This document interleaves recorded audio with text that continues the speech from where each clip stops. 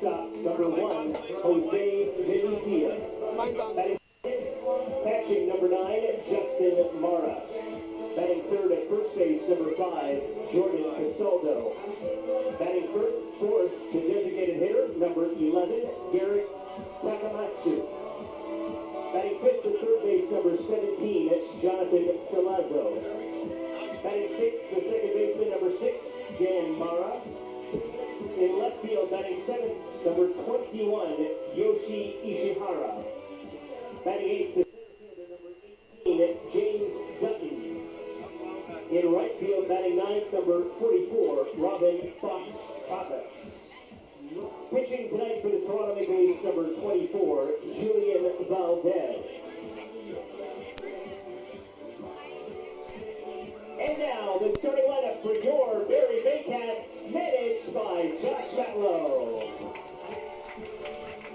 Batting first, playing left field, number 95, Noel McGarry Doyle. Batting second, the center fielder, number 9, Kenny Skijo. Batting third, in right field, number 4, Starlin Rodriguez.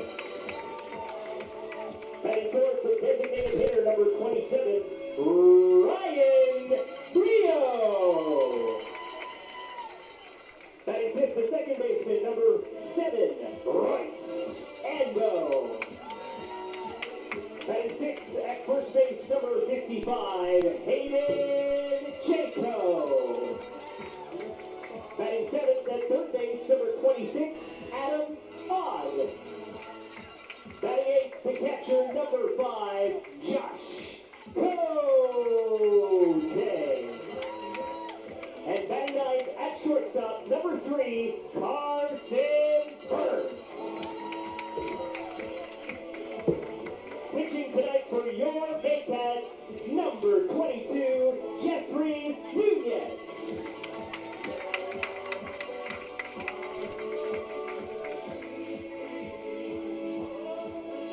Here are the umpires for tonight's contest. Calling the balls and strikes, we have Ryan Hern. Handling first base this evening, Preston Hughes. And at third base, Ryan Jackson. Fans, can you please rise if you are able to, and kindly remove your hats for the playing of our national anthem. Thank you.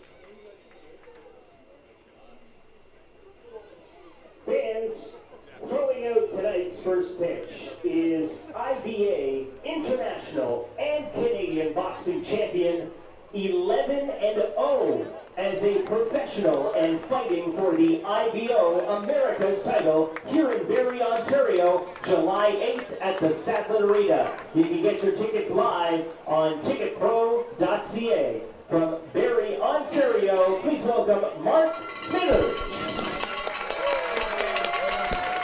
Mark, it's your pitch.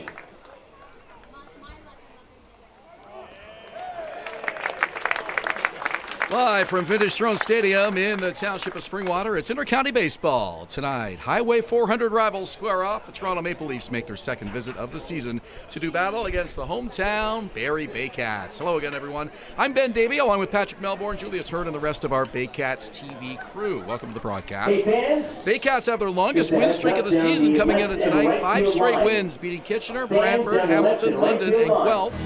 We talked about the need for consistent winning in our game intro on Saturday afternoon, as opposed to winning a couple, losing a couple, which was how the season started off for Barrie. If the Baycats can keep this streak going for a while, Patrick, this will certainly help solidify their position in the top half of the standings. It will. It'll help solidify the roster as well. You look at the pieces coming into place, the outfield in particular, Noel McGarry-Doyle in left, Kenise Ejo in center field, and then Starlin Rodriguez in right. Avery Tuck now joining the team a little bit later on as well. We're really seeing this roster come into place, and it's showing on the field with that 5-game win streak. The flip side of that, it's coming together for Toronto as well. They have a 3-game win streak. They have their MVP, Garrett Takamatsu, back in the lineup. He's going to be tough to face off against today. And both these teams are always competitive. It'll be interesting to see how it goes early on today, how they both set the rhythm against each other. 2 good pitchers on the mound, Julian Valdez and Jeffrey Nunez. And let's take a look at the lineup. Nunez will be facing the Maple Leafs. Will send Jose Vinicio to the plate in the leadoff spot. Justin Morris, the catcher, batting second. Jordan Castaldo, the former Baycat, at first base. Garrett Takamatsu, the DH, bats cleanup. John Salazzo, third baseman, bats fifth. Dan Mara, the veteran second baseman, bats sixth. Yoichi Ishihara, James Dutton, and Robin Fox-Pappas round out Rob Butler's order for the Toronto Maple Leafs here tonight. On the mound today for the Barrie Baycats, it'll be Jeffrey Nunez. So far this season, 1-1 with a 3.93 ERA in 16 innings. He's given up 17 hits, 14 runs, 9 walks so far against 18 strikeouts. The count of 18 strikeouts is very good for Nunez. You'll mostly see a fastball, slider, and a changeup from Jeffrey. And the first offering of the game is a fastball for a strike. We're underway at 7:38. Beautiful sunny sky here today in Barrie. Last time Nunez took the mound, he threw 5 innings, gave up only 2 runs against the tough Hamilton Cardinals. Fouled over the screen, strike 2. That's what he'll be looking to do again, keep the runs scored down from a tough Toronto lineup. And it'll be tough early on in that lineup. You mentioned Castaldo, Mara, Takamatsu all up in there at the top of the order, and then Salazzo in the middle. It's not going to be easy. 0-2 from Nunez, foul back. Game time temperature 25 degrees, a little bit of heaviness in the air, 27 with the Humidex at the moment. Expecting a clear sky through the game, and the wind, a very light breeze, and it's blowing the opposite direction than usual from left to right at the moment and slightly in.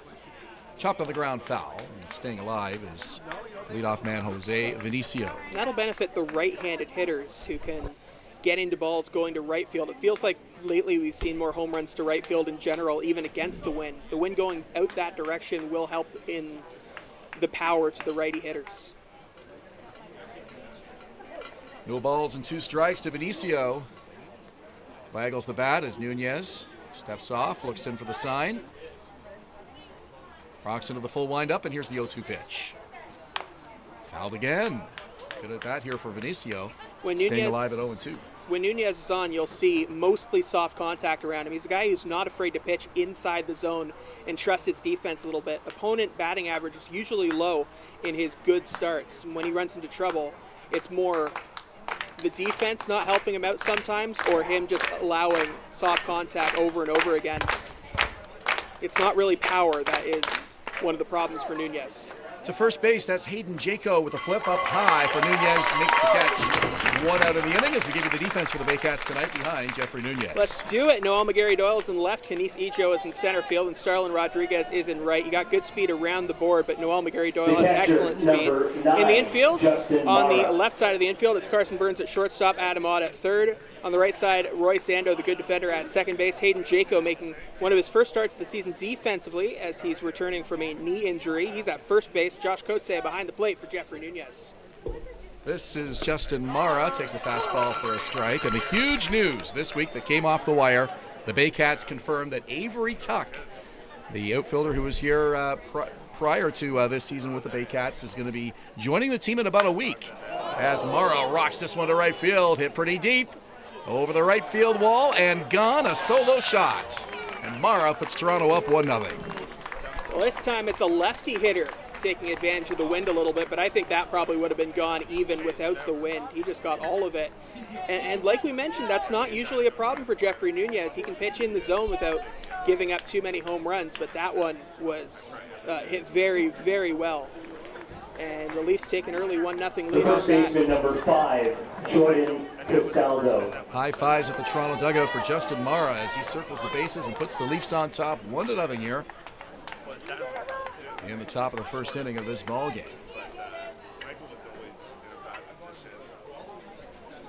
And Jordan Castaldo, former MVP, takes a called strike from Nunez, 0-1. So Avery Tuck expected to join the team in about a week or so. We'll take one of those outfield spots, and Starlin Rodriguez may move to an infield position to accommodate that.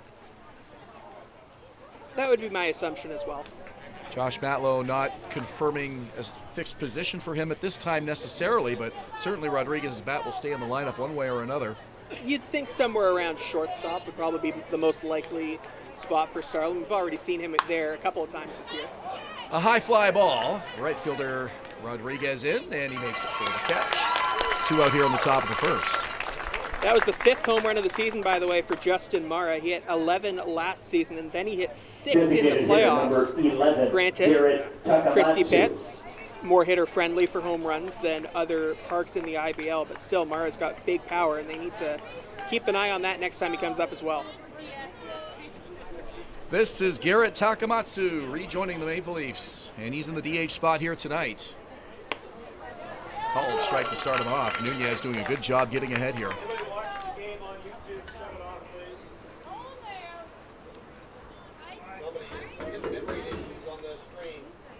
Here comes the pitch from Nunez, and it's low and away. Count 1-1. So with Tuck arriving and playing in right field, that would move Rodriguez to the infield. If he plays shortstop, that puts some heat on Carson Burns to continue to earn his spot in the lineup every day. Victor Plaza's been playing very good at third base. He's out of the lineup tonight, nursing a hand injury.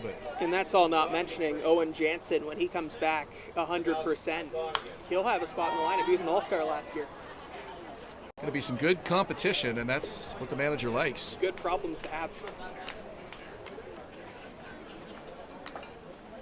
John Salazzo, the veteran third baseman, on deck. 2 balls, 2 strikes here to Garrett Takamatsu. Lively crowd here at Vintage Throne Stadium tonight. We'd love to see a strikeout to end this inning. Here's the pitch from Nunez. Just missed outside part of the plate. And it's 3-2. Yeah. Nunez with a little hesitation there on that leg kick. Just a little bit down and away. Takamatsu, a guy who is a team leader for the Maple Leafs, saw it last year. They actually gave him the opportunity to be the manager when he was not eligible to play late in the season with the team. Yeah, that was an interesting situation. Veteran IBLer Damon Toppoli retiring from the franchise in the offseason, and that opened the spot for Rob Butler to take the bench boss position this year in 2023. Nunez misses outside again, and a walk to keep the inning alive. A couple of close pitches there. First time missed down and away, and then just missed outside. Maple Leafs won 5 out of 6 to close out the month of May. June started slow, but they've won 3 in a row now, and no surprise as usual. They've been getting it done with their high-powered offense. 29 runs scored in those 3 wins heading into tonight. And the one thing you want to avoid if you're Jeffrey Nunez is giving them gifts on the base paths. That is his 10th walk of the season. It'll be a little bit higher at this point than he'll have wanted it to be, but especially against the Leafs, so many guys that can hit for power, you do not want free base runners to help them out. This team hits a lot of long balls, both at home and on the road, and you put guys on base, and those turn into runs when you've got guys in the lineup who are swinging for the fences. 1 on with 2 out here in the first. Toronto up 1-0. Pitch from Nunez. Swing and a miss. And Good off speed, and that fooled Salazzo. That's what he's got to keep going back to. In the zone, whether it's off speed, breaking stuff, or his fastball, he just needs to play in the zone. He's best when he generates soft contact with pitches in there. When he's dancing around the zone, trying to be a little too picky, he gives up too many walks. And you don't need to do that. Even against the best hitters in the IBL or any league, they don't love seeing stuff in the zone. So you cannot let an early home run discourage you. You got to go back in there and trust your stuff.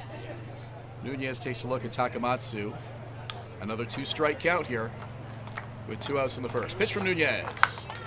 And a high fly ball, shallow center field. Kinesijo has a long way to come in, and he calls it and takes it for the out.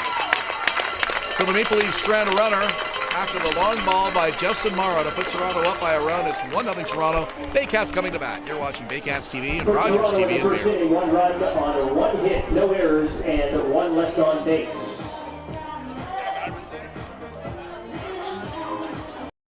Premier North Windows and Doors is a proud supporter of the Barrie Baycats, locally owned and operated, and specializing in window replacement and door installation. Simcoe County's #1 choice for windows and doors. Classic Car Wash, customizing your car wash experience using high-quality products. Their team of experts will make sure your car is shining like new when you drive away. Give your car the VIP treatment it deserves at Classic Car Wash in Barrie. The Collingwood Brewery at 10 Sanford Fleming, producing delicious lagers, ales, and seltzers since 2014. The proud home of the Baycats Brew. Check out their retail shop and tap room and select products at the LCBO, beer store, and grocery stores. Cheers and go Baycats!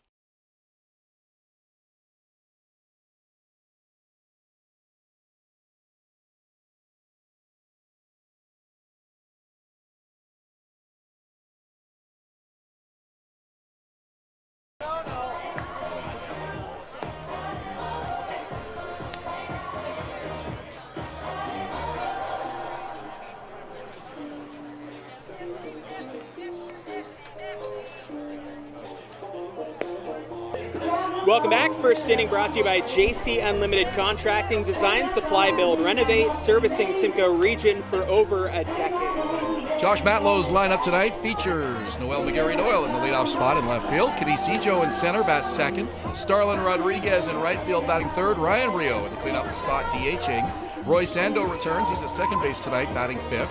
Hayden Jaco at first base. He's in the #6 spot. Adam Odd, third base. Josh Cote, a hot-hitting catcher. And Carson Burns, shortstop, rounding out the order for the Baycats tonight. On mound for the Maple Leafs is the right-hander Julian Valdez. This season 1-1 with a 6.04 ERA. He started 4 of his 6 games, the other 2 from relief. He's pitched 22 1/3, 24 strikeouts, that's good. Averaging more than 1 an inning. 9 walks again, just with Nunez, a little bit more than he'd want it to be. So the same thing, you'll want to stay in the strike zone, even if the hitters are making a little bit more soft contact. The key is limiting the hard contact. You'll see a fastball, changeup, slider, and a sinker from Valdez. And always beware of the sinker when a pitcher brings it. It can be a much different look than you're used to. Gary Doyle showing bunt, pulls it back, and it's a ball, 1-0.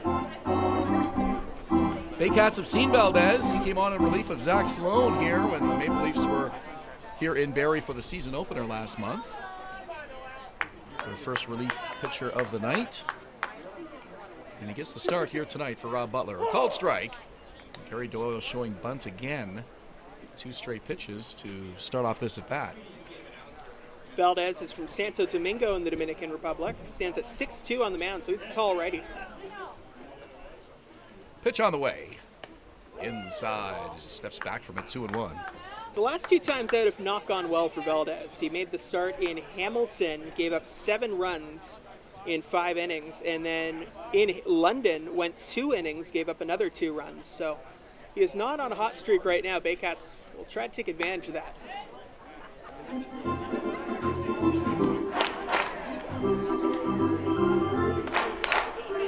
2 balls, 2 strikes. Count to Noel McGarry-Doyle. And the problem for Valdez early on this season has been pretty much, again, the opposite of Nunez. He has not been giving up hard hits, Nunez, but Valdez has. The opponent's slugging has been consistently over 400 and over 500 these last couple of games. Buzzes him with an inside fastball as he spins out of the way and the count is full. Gary Doyle missed the first few games of the season. He's played 9 games since arriving. He's got a .333 average. Gets ready for the 3-2 here. Hold a swing back, and it's ball 4. Baycats get the leadoff man aboard. Let's look at the defense for the Leafs. Behind Julian Valdez. Left to right in the outfield will be Yoichi Ishihara in left field, James Dutton in center field. The former Cardinal Robin Fox Pappas is in right. On the left side, Jose Vinicio at shortstop, Jonathan Salazzo at third base. Both of them are really good defenders. So is Dan Mara at second base. Jordan Castaldo, the former Baycat, at first base. Behind the plate for Julian Valdez is Justin Mara. Canisijo, another Baycat rookie, and he comes to the plate here with a man on and nobody out in the bottom of the first inning. Canisijo leading the Baycats in runs scored with 14, despite having played just 9 games. Tells you a lot about how much he's been getting on base. Sure and does. getting in a scoring position as well. He also leads the Baycats with 5 steals. He's a great guy to have at the top of the order. If you're Valdez right now, you're really frustrated that you walked the first hitter, because if you can't establish the pitches early, it really hurts you in the short term. Runner goes. Pitch bounces up to the plate. Gets away from Mara. That's an easy stolen base for Noel McGarry-Doyle. Because you don't have your crutch pitches if you can't establish them early on. You can't say, okay, well, I'm just going to go back to this because it's working. Because early on, he's struggling to throw pitches in the zone. And when you struggle to throw pitches in the zone, the alternative is not pretty. Either you're throwing it outside or you're just going to throw it right in the middle, because you really are over trying to get it back in the zone. And if you throw it in the middle, that's when you're going to give up that hard contact. Valdez with a deep knee bend comes set from the belt. Checks the runner. Here we go, Baycats, here we go! Another check on the runner, and the 1-1 pitch. Bounces up to the plate again. Off with the mask is Mara. 2 straight pitches in the dirt from Valdez. Yeah, his release point is just not where he wants it to be right now. If you're McGarry-Doyle at second base, you're thinking about taking third right now. Notice on that last pitch, Valdez was actually looking at the base runner as he started his delivery. I've only ever seen one pitcher who successfully broke eye contact with the catcher in the middle of his delivery and made it work for him. And that was the lefty Hideki Okajima with the Red Sox, where he'd like almost be looking at third when he released the ball. Yeah. Well, that was not the case on that last pitch from Valdez. He was staring at the target all the way. Here's the 3-1 on the way. Checks the runner. Here it comes. Bounces up to the plate, ball 4, and down to third goes Noel McGarry-Doyle. Runners in the corners for the Baycats. Nobody out here in the bottom of the first inning. Back-to-back walks. Not a good start for Julian Valdez here in this first inning, as the dangerous Starlin Rodriguez will get a chance to knock in Barrie's first run of the game. So now, if you're Valdez, really your only option to try and get out of this little funk he's in where he can't throw a strike is to try and locate his pitches right in the middle. Problem with that, Starlin Rodriguez tends to hit pitches in the middle a very long way. He's also very patient at the plate, too, with the team leading 10 walks. And if Valdez is struggling, he may just wait it out here. Runner goes. Pitch is high and in, and no throw down from Mara. Yeah, Starlin Rodriguez would argue he knows the strike zone better than the home plate umpire. He's like, I didn't swing. It can't be a strike. Justin Mara there knew Noel McGarry-Doyle would come streaking home if he made a throw down to try to get Ejo. So Ejo is in scoring position as well now. And just to be clear, Starlin didn't say that. I'm putting words in his mouth, but his approach is so good, you think he's probably thinking that. Righty-righty matchup here with a 1-0 pitch coming up. Inside again, and plate's starting to move around on Julian Valdez here in this first inning. Yeah, I'm almost surprised we haven't seen a mound visit, just to slow Valdez down a little bit, let him reset.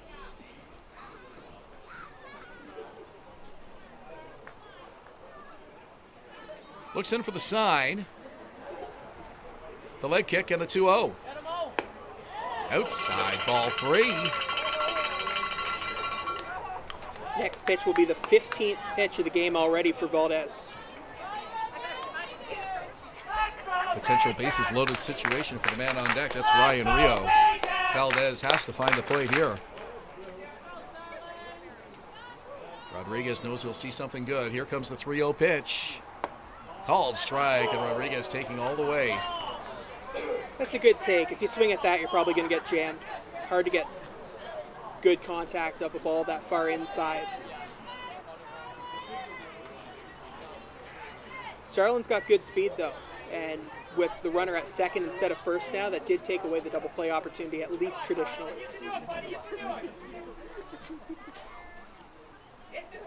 3-1 from Valdez. On the ground to second. Handled cleanly by Mara, throws to first in time. Noel McGarry crosses home plate with the Baycats first run. They're tied at 1.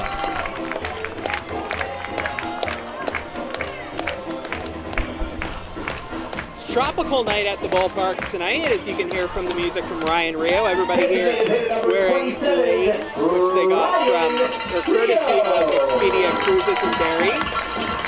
We both got leis on. Yeah, when they told me that they were giving out leis, I thought they were referring to potato chips. I'm a little disappointed when I found out we got these instead. You know I love my pregame snack. Oh yeah. What's your favorite flavor of potato chip? Gotta be barbecue. Okay. Fouled away. How about yours? Not barbecue. I like the loaded ones, like the no-name brand ones that just have crazy amount of flavor on them. Yeah. Should be clear, by the way, that we're not sponsored by any chip brands. It's turning into a commercial, isn't it? I think I'm more like the original flavor, whether it's kettle or original or wavy. Well, it's the colorful Hawaiian leis that are on display around the ballpark here tonight, and a very festive crowd. They're here to party and have a good time and enjoy the start of summer, which is now officially here. Felt like it's been here for about a month and a half. Yeah, no kidding. 1-1 the count to Ryan Rio. Here's the pitch. Hits it to right field, and going back is Papas. It's over his head and off the wall. That'll bring home Canisijo, and the Baycats are on top 2-1. And that's that adjustment from Valdez, not throwing in the zone for the first couple of batters, couple of walks, and then adjusts and over-adjusts into the strike zone just a little bit too much for both Rodriguez and Rio. Got the ground ball from Rodriguez, no harm done except for the RBI, but that was good contact from Rio. Took advantage of him trying to go too much in the zone, and that's what happens when you can't establish your pitches early. You run into trouble. Baycats taking the lead early. Roy Sando is back after being away for a while, just his 6th game of the season here tonight. And he takes a called strike from Julian Valdez. Still only one out here in this bottom of the first inning. Barrie on top 2-1.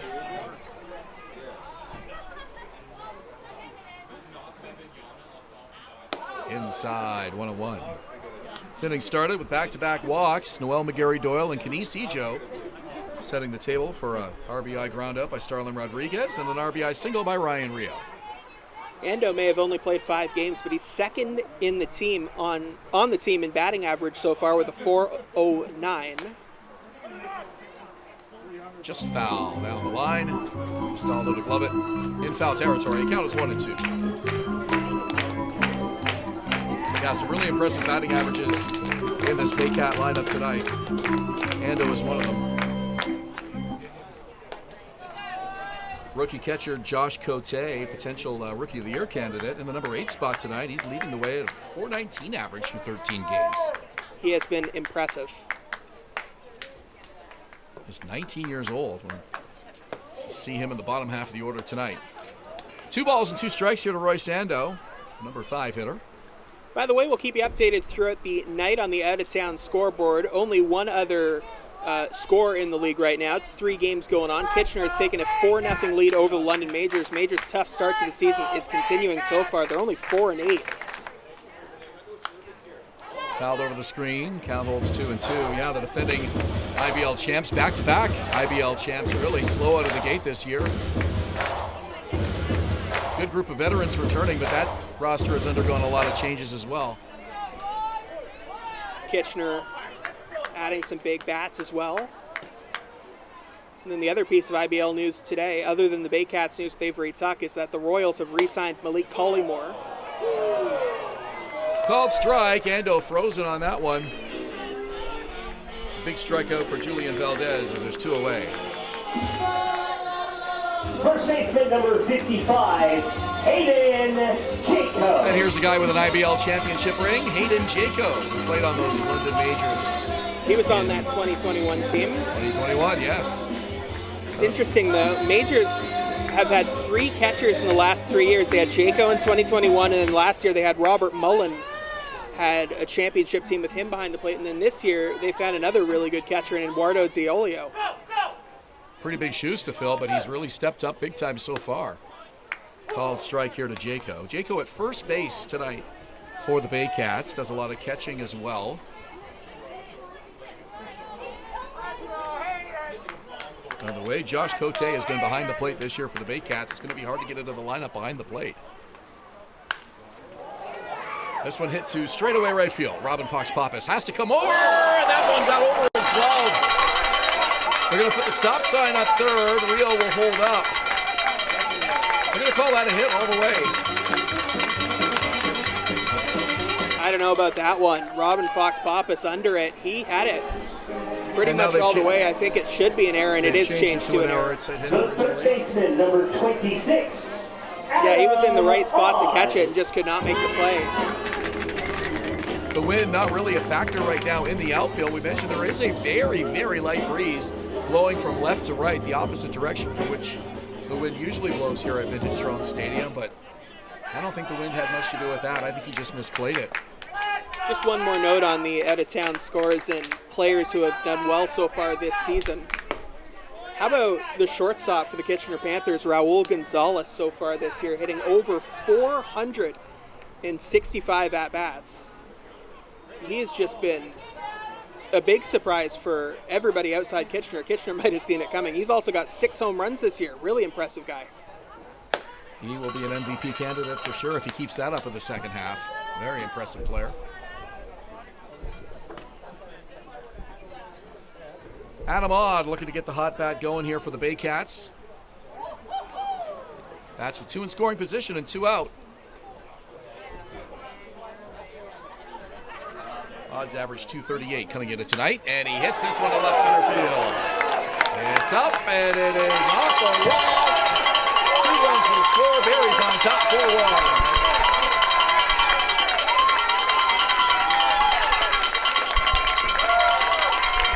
What a job by Adam Odd there. Found the gap in the outfield, taking advantage of Valdez, again finding too much of the zone. Overcorrecting from, again, those first 2 batters. And he hit it to the exact right spot between Ishihara and Dutton. Big double, scores 2. Rio and Jaco both come in on an RBI double, 2 RBI double for Adam Odd. And the Baycats keep pouring it on here in the bottom of the first inning.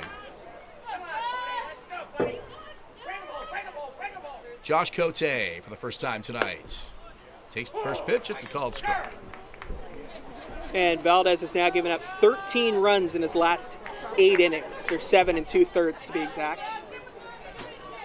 Really struggling out here on the mound in this one tonight. The back-to-back walks to lead off the inning didn't help. Here's his 0-1 pitch, and it's fouled off right side.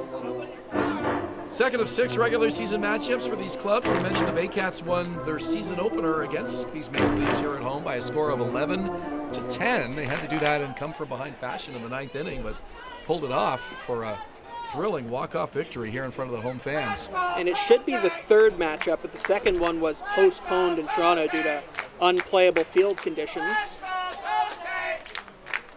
They'll play again next week. No balls, 2 strikes. Here's the pitch. Swing and a miss.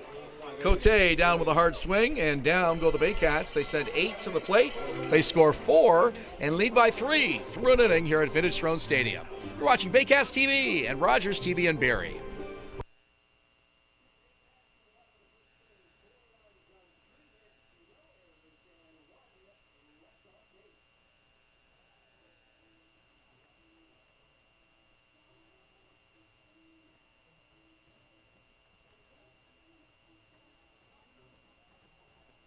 Danielle May Real Estate, supporting the Barrie Baycats and ready to help with all of your real estate questions. What is your home worth? Should you sell now or wait?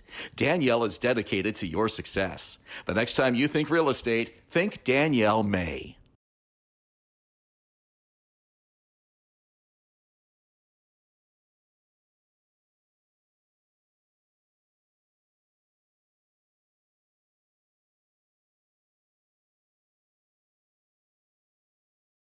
BarrieToday.com. Local news, weather, Baycats scores, and more. BarrieToday.com. Your community, your news.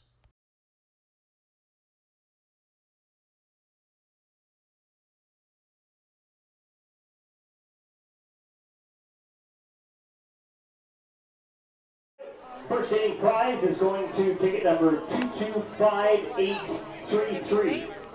Second inning prize is going to 225845. And third inning prize to 225867. Please claim your prizes at the Baycats merch booth at the front of the ballpark. Congratulations.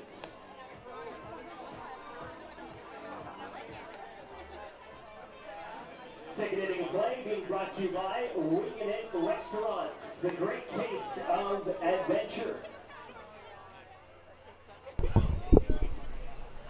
Second inning brought to you by Wingin' It Restaurants, the great taste of adventure. And for the first time tonight, we welcome in the third member of our broadcast crew, Julius Hern. Thank you very much, Patrick. As mentioned earlier, the Baycats have added Avery Tuck, an American outfielder. Previously played for the Baycats in 2021, where in 14 games posted a .274 batting average with 3 home runs, 14 RBI, and 8 stolen bases. He reached as high as A-ball in the Detroit Tigers organization. He's a former teammate and roommate of Ryan Rio at New Mexico Junior College. Another 5'2" player that's going to add to this already strong outfield depth. Expected to join the team in about a week. Guys? Thank you very much, Julius. Also, one note, that error from last inning has been changed to a hit. And back on the mic for play-by-play, here's Ben Davy. Thank you, Patrick. This one popped up. And it's the first baseman, Hayden Jaco, giving way to Roy Sando for the first out of the top of the second inning. Dan Mara retired. And that's what Nunez is going to do if he's right, that weak contact. Fielder number 21, Yoshi Ishihara. So 4 runs on 3 hits for the Baycats in that bottom of the first inning, and they've taken the error away from Robin Fox-Pappas on the RBI double by Hayden Jaco. And here's the pitch from Nunez, showing bunt. And pulling it back is Yoichi Ishihara. That's good confidence from Nunez, just going right in the zone starting in the second inning. He's got a 3-run lead to deal with now. You can play in there, even if you give up a piece of hard contact or two over the next couple innings. It is not going to be the end of it for the Barrie Baycats. Gave up a home run to Justin Mara, Toronto's lone run in that top of the first inning, and walked Garrett Takamatsu. Ishihara 1-1 here. Inside fastball, and the count is 2-1. These teams will play again on Wednesday nights next week at Christie Pitts in Toronto.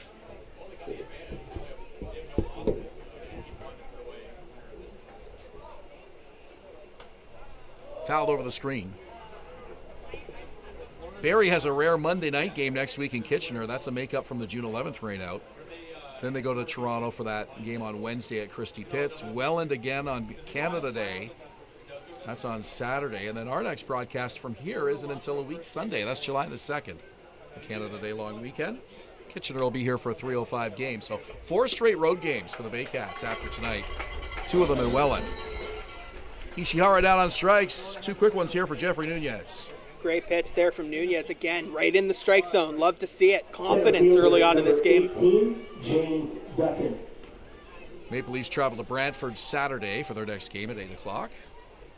And what happens when your pitcher has visible confidence is your entire infield and outfield get visible confidence too. They relax just a little bit, and it's a lot easier to play your position when you're relaxed, don't have to think about different factors on the field.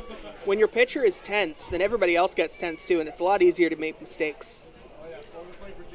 And there's no pitch clock, of course, here in the IBL, but infielders will tell you that they're looser and they play more relaxed when the pitcher gets into a rhythm and keeps the momentum going out there on the mound rather than taking too long. Let it be known, by the way, that I am pro bringing the pitch clock to the IBL. If this offseason they want to make that a rule consideration, sign me up. And Ben is very quiet right now because Ben disagrees and he doesn't want to be mean to me, but I'm right, and that's okay. I actually don't hate the pitch clock as much as I thought I was going to, but I don't want to see it in the playoffs, and I don't like seeing a relief pitcher not be able to take as long as they need, especially with runners on base late in the ball game. So I have really mixed feelings about it. I wish there was some way it could be implemented maybe up until the 7th inning. I went from positive to mixed to negative, right back to positive.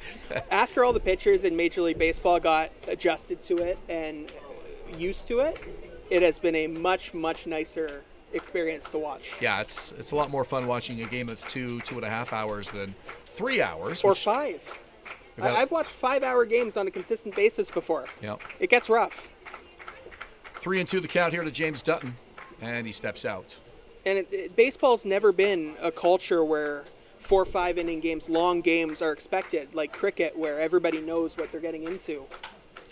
And it's over the first baseman's head and into right field. Second hit of the game for the Maple Leafs. Dutton's aboard with a 2-out single. Guessed right on that. Fastball up in the zone. The right fielder, number 44, Robin Fox-Pappas. Robin Fox-Pappas, the right fielder. And that's one where you just tip your cap to the hitter. He guessed right. You go back and forth with different pitch selections. And that's not the end of the world for Jeffrey Nunez. You're at the bottom of the order now. There are 2 outs. Robin Fox-Pappas historically is not one of the IBL's best hitters, so you can experiment. You can keep playing around with different pitch selections and pitch sequences. Adam Ott and Carson Burns had a quick chat with Nunez prior to this at bat. First pitch is high, ball 1. Robin Fox-Pappas followed Jeff Lounsbury from the Hamilton Cardinals to the Toronto Maple Leafs over the offseason when Lounsbury left the Cardinals and joined as the new GM of the Maple Leafs. This is his first year with the Maple Leafs. Brought a couple of players over. Anthony Buonaiuto came earlier this season, is not with the team right now, but Robin Fox-Pappas also came, and he's expected to be a big part of this Leafs team. They saw a lot of talent in him, and he came with Lounsbury to the team. Hit that one hard but foul down the left field line. Still looking to find his groove at the plate, a 2.11 average through 9 games so far, coming into tonight. Ahead of the count here, 2-1 on Jeffrey Nunez. Runner at first, that's Dutton. Here's the pitch. This is low. The count is 3-1 now. Leafs also without a couple of their better outfielders today. Greg Carrington and Aiden McCaskey not in the lineup tonight. To Hopper, backhanded by the shortstop Carson Burns. Goes to second. They get the force out there, and that will do it for the Leafs in the top of the first inning. So Strand won through an inning and a half. It's 4-1 Baycats. We go to the bottom of the second on Baycats TV and Rogers TV in Barrie.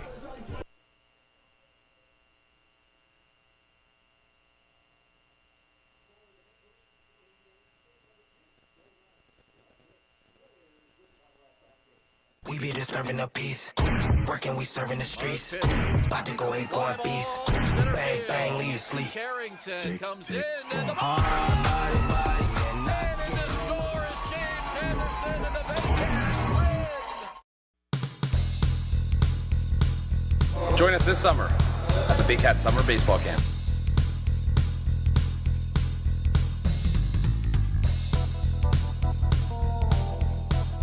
See you this summer! Premier North Windows and Doors is a proud supporter of the Barrie Baycats, locally owned and operated, and specializing in window replacement and door installation. Simcoe County's #1 choice for windows and doors.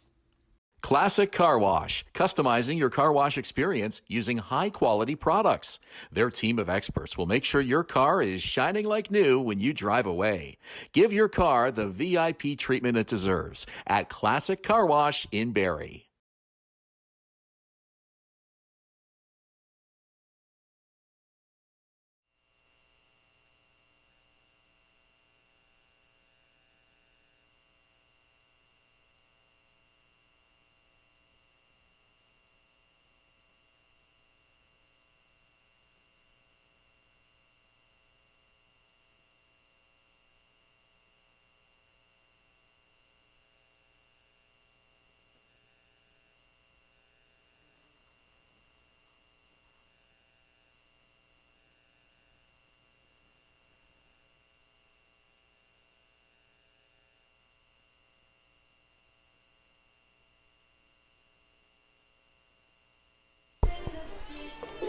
Ben Davy, along with Patrick Melbourne and Julius Hern, we're at Vintage Throne Stadium in Springwater. Baycats up by 3 over the Maple Leafs.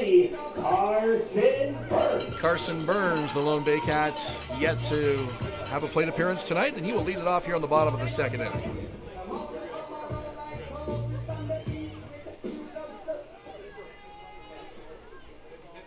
And I think we were both surprised with that last pitch, the fastball from Valdez to end the inning. And that one is going to be caught by the right fielder, Robin Fox-Pappas. Quick out here in the first inning. If you have that fastball, and it wasn't clear really until that last pitch that Valdez had that big fastball, you got to use it more. Yeah, he really dialed it up when he needed to. And I'm not sure if that's some sort of intentional strategic thing. I mean, trying to save his arm a little bit. You wouldn't want to think that, but... Well, from an outsider's perspective, it does just look like he doesn't trust that pitch, and you have to trust that pitch. There it is again, up and away. Even if you don't think you're going to get it in the zone, you got to keep going back to it and see if you can get that command going, because if you can get that pitch working, you're going to be much more successful than you were with the pitch mix in the first. Yeah, the control has been an issue for Valdez tonight. 1-0 pitch. Called a strike to Noel McGarry Doyle. And I think that might have been the message from Rob Butler. Trust your stuff, but in particular, trust your fastball, because now we've seen it 3 times in the second inning, where I think we really only saw it the 1 time at the end of the first. Baycats coming off a 10-2 win over the Guelph Royals, and McGarry Doyle went 1 for 3 with 3 RBIs in that game. He's pretty good. Settling into that leadoff spot quite nicely. Shout out as well to Juan Benitez, who pitched in that game. Juan has looked excellent this season. Swing and a miss. Count 2-2. Well, a lot of hype about Emilio Guerrero, who was sent home this week, no longer with the team. Jeffrey Nunez, of course, coming over and joining the club, and a lot of buzz about them and the return of Frank Garces. But it's been Juan Benitez who quietly has started to reestablish himself as the ace of this pitching rotation. Speaking of reestablishing something, Valdez going back to that off-speed and fooling McGarry Doyle in that last pitch inside in the zone. And when you establish your fastball, that means you can go back to the off-speed pitch and the breaking stuff and incorporate them back in, because they're not your primary pitches after that. You can go in and give them a complete different look, because the hitter is looking fastball after that. 2-2 pitch. Hit hard to second. Backhanded by Mara. The veteran makes the throw. It's off the line, and staying with his foot on the bag is Jordan Castaldo. The work of an experienced first baseman there. Yeah, he was saved by Castaldo there, bailed out a little bit, but so important to get that play properly with the speed of McGarry Doyle. You have one chance, and if you mess it up, then he's going to be on base and he's going to be stealing. Mara knew he didn't have a lot of time to make that throw across and ended up pulling Castaldo offline to his right, but he kept his foot on the bag. And defensively, Jordan Castaldo is as experienced as they come around this league. Showing bunt and pulling it back is Canisijo. It's a called strike. That was a big strike. Valdez has retired 3 in a row now since getting into trouble in the first. 4-1 Baycats. Julian Valdez with the pitch. And it's inside. Count is 1-1. And now Valdez is thinking, hey, I got that inside pitch last time. Zone expanded a little bit. I'm going to go right back there. And it's frustrating for the pitcher when he doesn't get that call the second time, when in his mind it's in pretty much the same place. Ejo, one of 6 Baycats in the lineup tonight with an average of 300 or better. His average 308, and he is the lowest of those 6. This is a strong hitting Baycat lineup. It's going to get even better with the arrival of Avery Tuck next week. Kyle Mavis here as well now. We may see him tonight, I'm told. This one lined to short, and Jose Vinicio doesn't even have to move. Reaches up, makes the catch. Baycats go 3 up, 3 down in the bottom of the second inning. We go to the third. Barrie on top by 3. You're watching Baycats TV and Rogers TV in Barrie. No runs, no hits, no errors. Nobody left on base. We be disturbing the peace. Working, we serving the streets. About to go 8 going beast. Bang, bang, leave you sleep. Carrington comes in, and the Hard body, and that's and the score is James Anderson, and the Baycats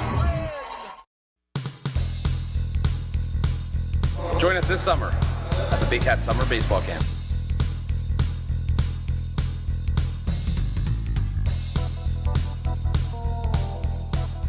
See you this summer. Danielle May Real Estate, supporting the Barrie Baycats and ready to help with all of your real estate questions. What is your home worth? Should you sell now or wait? Danielle is dedicated to your success. The next time you think real estate, think Danielle May.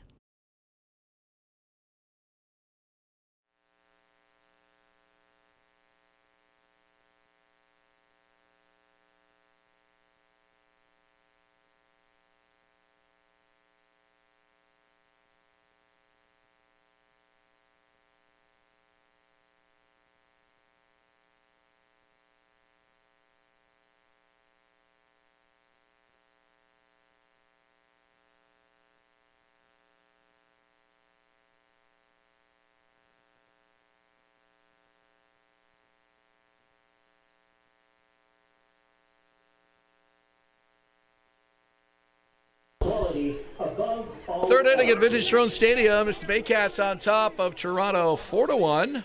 Both teams riding win streaks coming into tonight. Baycats looking to keep it going. And Justin Mara will start it off here in the third inning. Or Jose Vinicio. Excuse me. You're robbing Vinicio of an at-bat. Fox Pappas ended the inning with a fielder's choice. So this is Vinicio's second plate appearance of the game. Here's the pitch from Nunez. And it's high to start him off. Really starting to cool down here at Vintage Throne Stadium. Started really, really hot, sun coming in from right field. And it's mostly set right now. It's not going to be as harsh a backdrop for the hitters, especially right now. A little bit of cloud cover starting to come in from the west as well. Yeah, and the wind has completely gone away for the moment. Still a sticky night. 2-1 is the count here. Yeah, but earlier when I was thinking about like maybe getting hot food, I was like, no, just too hot. Now I feel like it could work. That one scoots off the glove of Royce Ando. Rounding second is Vinicio. He's in head first with a slide. Didn't hesitate at all. Yeah, and that's a mistake by Canisijo. I'm sure he'll be the first one to mention it. Vinicio's got, I would say, the best speed of anybody in the IBL not named Noel McGarry-Doyle. And Ijo has to know that, get that ball in quicker, because they just gifted Vinicio an extra base. Tough play for Ando, though, on that dirt. Took a really funny hop, not much he could do on it. And it looks like they're putting that up as an error. That's a harsh error. For Royce Ando. So E4, Vinicio at second. Here's Justin Mara, who hit a solo home run in the top half of the first inning. That's a harsh error. The way it bounced, I'm not sure there was much Royce Ando could do. It's not like he fielded it wrong. He was behind it, was able to make the play, but sometimes that ball just takes a tricky hop on you. Mara hits this one high. It'll stay playable, though, for the right fielder, Starlin Rodriguez. Makes the catch. Vinicio bluffed the tag, but he heads back. And there's one out in the inning. Yeah, I think the ball had a little bit of English, too, when it came up on Ando. Had to kind of short hop it and didn't quite take the hop that he was expecting. Jordan Casaldo. I almost always agree with our statistician Gary Mason's decisions when it comes to hits versus errors. I've personally disagreed with both so far tonight. The jackpot is up to $645 for the winner. United Way Simcoe Muskoka here tonight in full force. Lots of volunteers wearing the red shirts around the ballpark. Here celebrating tropical night here at the ballpark with us. This is Jordan Castaldo, the former Baycat. He doesn't get that former Baycat cheer anymore. He's been with the Leafs too long now. It's kind of worn off, isn't it? But good number of fans remember his stint with this team. I think everybody just holds their breath hoping he's not as successful in his return to Barrie on another jersey as he was when he was with Barrie, because he was so good when he was with the Baycats. He's killed the Cats enough times over the years. Veteran IBLer waggles the bat, runner goes. Throw down, the tag, and he's out.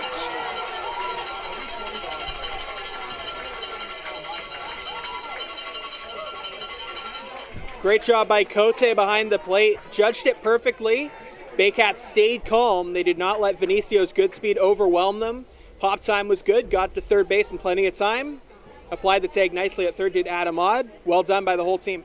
Just the second time this season, Jose Venicio has been thrown out stealing a bag.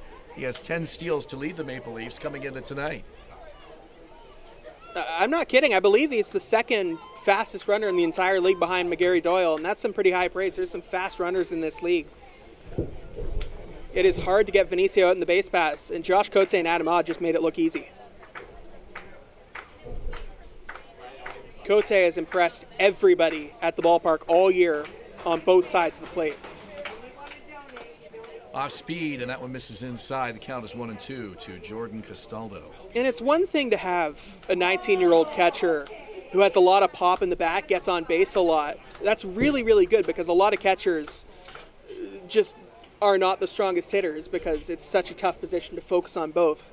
So a lot of younger catchers are either really good hitters and okay defenders, or really good defenders and okay hitters. Cote's both, and it's really, really impressive. He is a plus-plus defender and a plus-plus hitter already in the IBL at 19. Castaldo taking all the way, and it's low and in, 2-2. You were talking a moment ago about guys with a lot of speed in the IBL. One guy who's caught my attention at the major league level the last couple of weeks is Cincinnati Reds youngster Ellie De La Cruz, who is probably the fastest guy I've seen in a long time. High pop-up, stays in the infield. Carson Burns with the easy catch. Down go the Leafs in the top of the third. Go to the bottom of the inning, Barrie on top by 3 on Rogers TV and Baycats TV.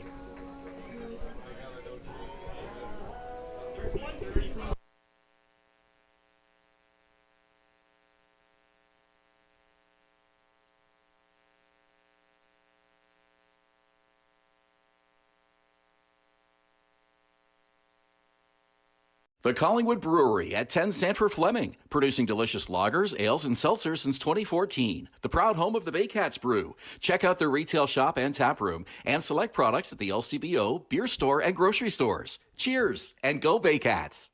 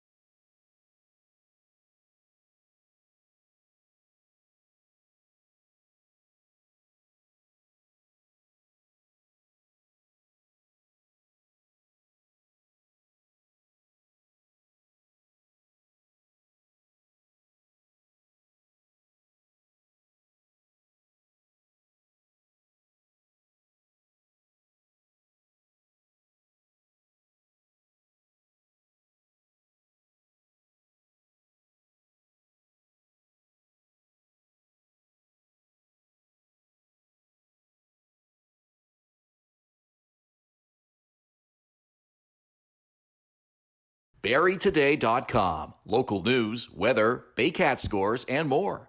BarrieToday.com. Your community, your news.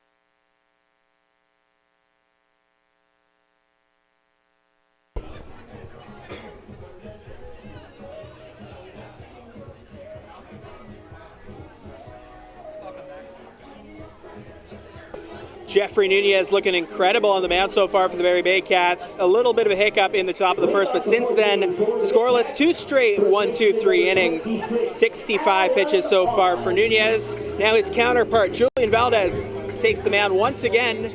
Adam Odd takes the batter's box once again, and taking the mic once again, Ben Davy.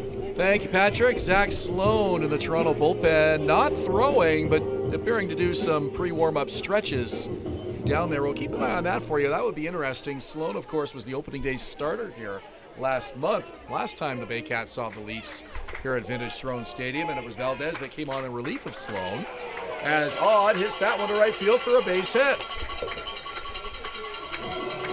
Third baseman has reached base twice tonight, and now Josh Cote, the catcher, strides to the plate. First pitch, knew what he wanted. Picked right, and that's something you gain from recognition earlier on in the game. You're also over there at third base throughout. You get the angles of what lighting is going to look like over the night. Odd seeing the ball well tonight.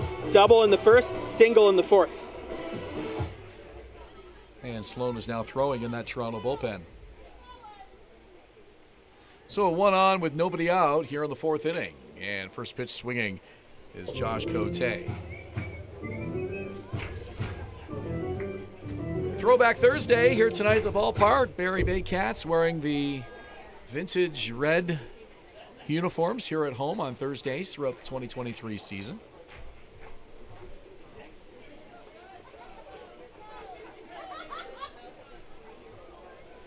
Julian Valdez with the delivery, and that's fouled off. Count is 0-2.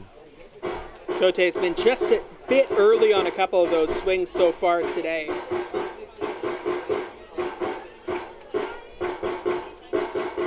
And Valdez can use that to his advantage. Being just a little bit early is a sign that maybe he's not picking up his delivery super well early on. And you can disguise your pitches a little bit more.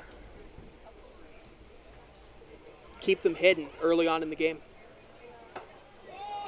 Checked his swing, and it's a high fastball, 1-2. So this is actually a scenario where I would say maybe go back to that breaking stuff. See if you can fool Cote with that delivery that he has not seen so far in this game, and fool him with the movement.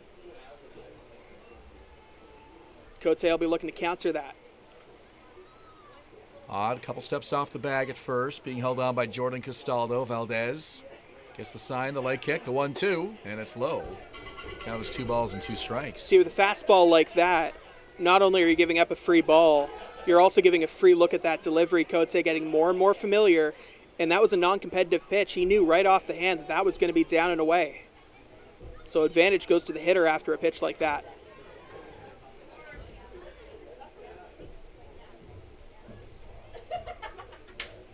Right up the middle. Shortstop, underhand flip to second for 1. The relay to first, in time for the double play. Cote retired for the second time tonight, and there's 2 down for the number 9 hitter, Carson Burns. Well, the Leafs have not been perfect defensively today. They had that error, or in my opinion, should have been an error in right field, but that is the second straight double play they have turned. That looked picture perfect. Really well done by that infield. And it starts with Jose Vinicio over there at shortstop. He is an excellent defensive shortstop. If you're hitting them in the infield, you want to hit them away from Vinicio. Burns tonight is 0 for 1. Waggles the bat, and the first offering from Valdez. And it'll misses low. Looks like Valdez is trying to more so get the Baycats to chase pitches out of the zone rather than coming right at them. Well, when you do that, you have to make sure you're not throwing non-competitive pitches. When it's obvious to the hitter early on that it's going to be out of the zone, they don't have to swing. Here's the pitch. And he wastes one high and away, 2-0. And those are two non-competitive pitches on two different pitches. Had the off-speed down low that Burns saw, and then a fastball up and away that he was never going to swing at.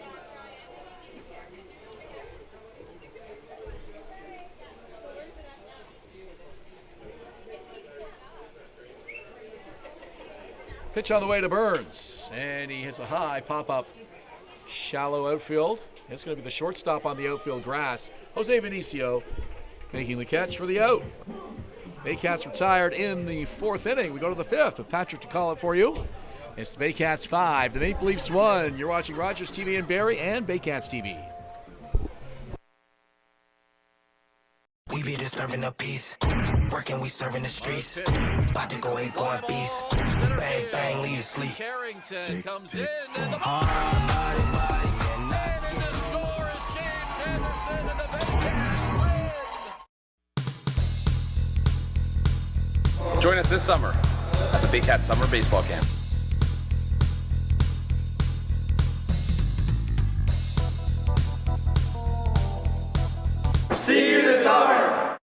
Premier North Windows and Doors is a proud supporter of the Barrie Baycats, locally owned and operated, and specializing in window replacement and door installation. Simcoe County's #1 choice for windows and doors. Classic Car Wash, customizing your car wash experience using high-quality products. Their team of experts will make sure your car is shining like new when you drive away. Give your car the VIP treatment it deserves at Classic Car Wash in Barrie.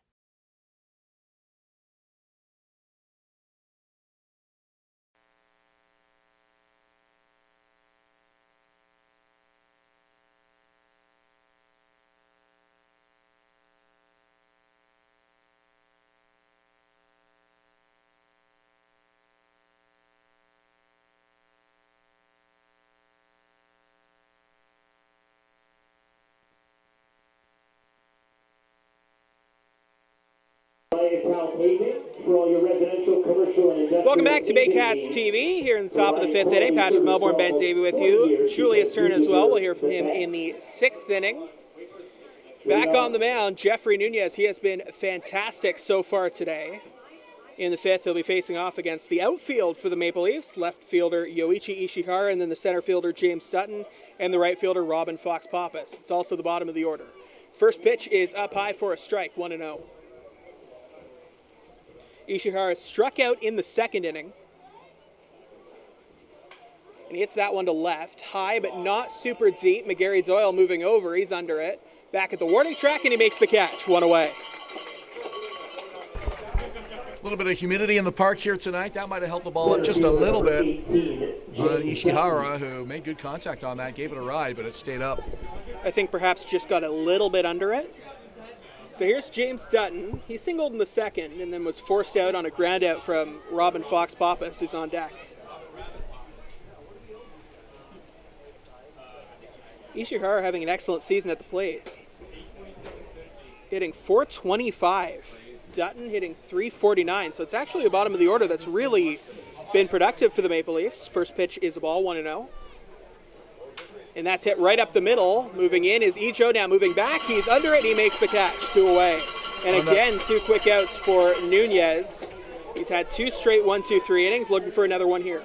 Dutton tried to call time on that first pitch, didn't get it from the home plate umpire Ryan Aaron.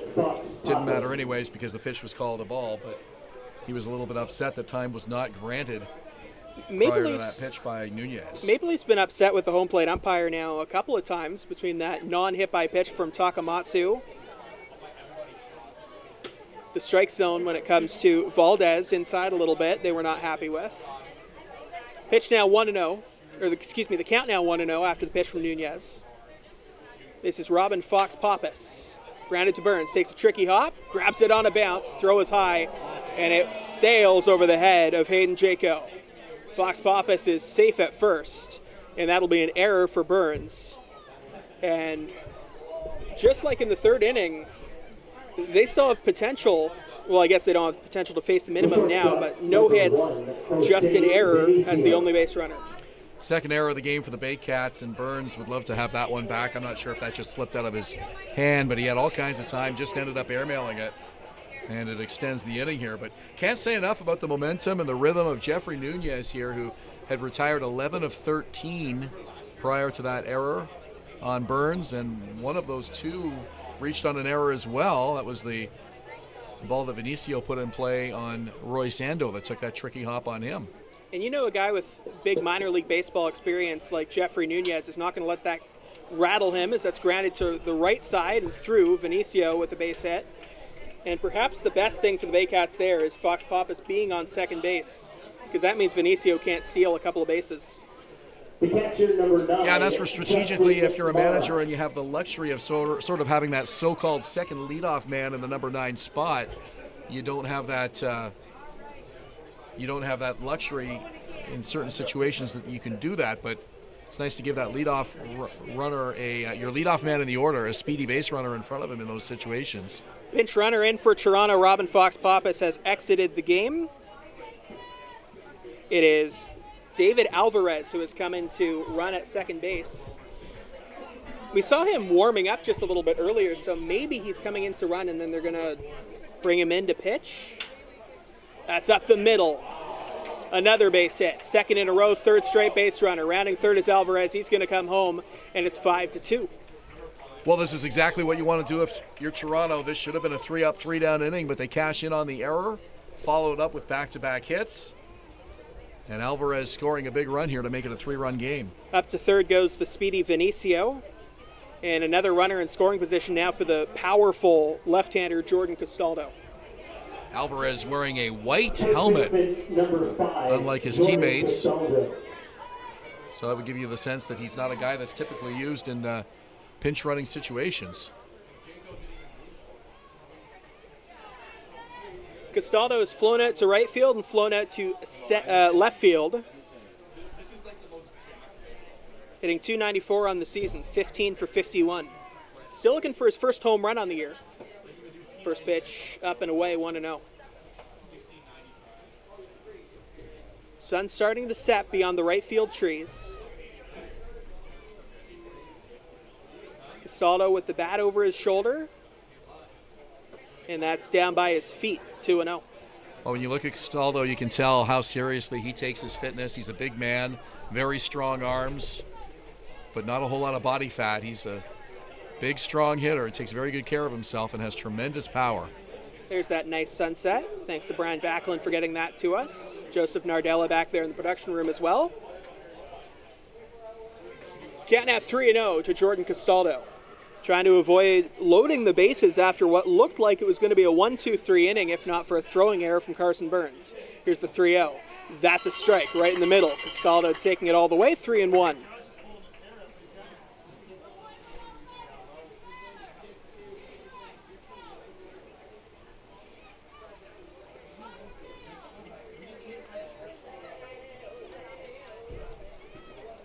That's down and in, ball 4. Castaldo flips the bat, and it'll be bases loaded with 2 out here in the inning. Well, you can't give Toronto chances like this because this is exactly how they're going to beat you with the big inning. And tough inning here for Nunez as he got 2/3 of the way through it. But the Leafs really making a look the Baycats pay for that error. And now Andrew White heading out there to the mounds. Cote as well, as Garrett Takamatsu, maybe the best hitter on the entire Maple Leafs team, is coming up to the plate. Tying run over there at first base, leading run at the plate with Takamatsu.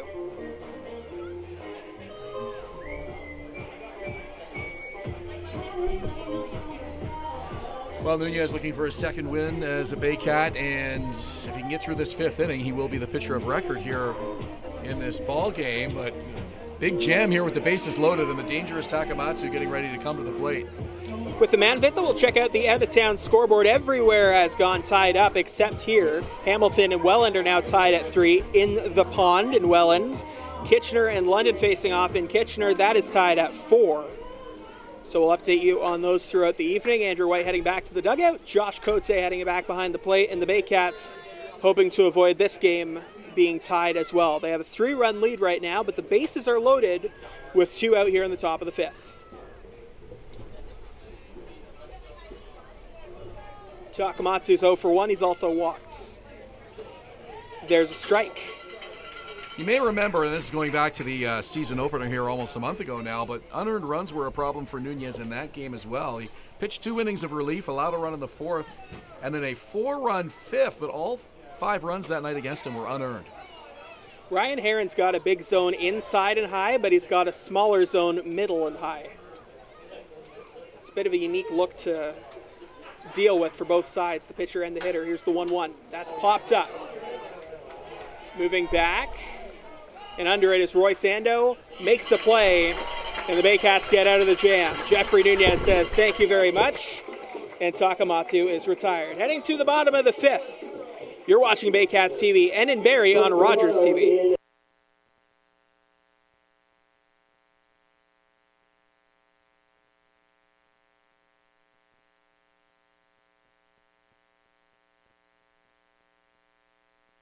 We be disturbing the peace. Working, we serving the streets. About to go ain't going beast. Bang, bang, leave you sleep. Carrington comes in, and the score is James Anderson, and the Baycats win. Join us this summer at the Baycats Summer Baseball Camp.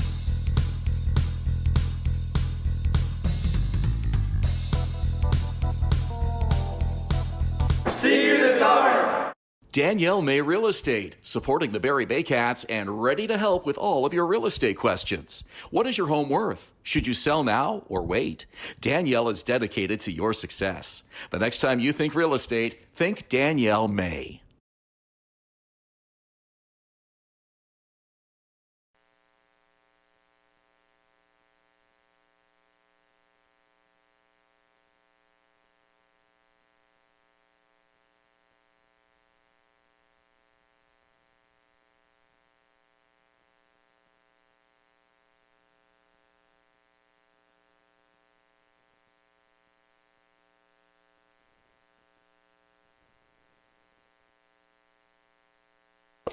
Fifth inning brought to you by Eatall Paving for all of your residential, commercial, and industrial paving needs, providing quality service for almost 40 years because you deserve the best.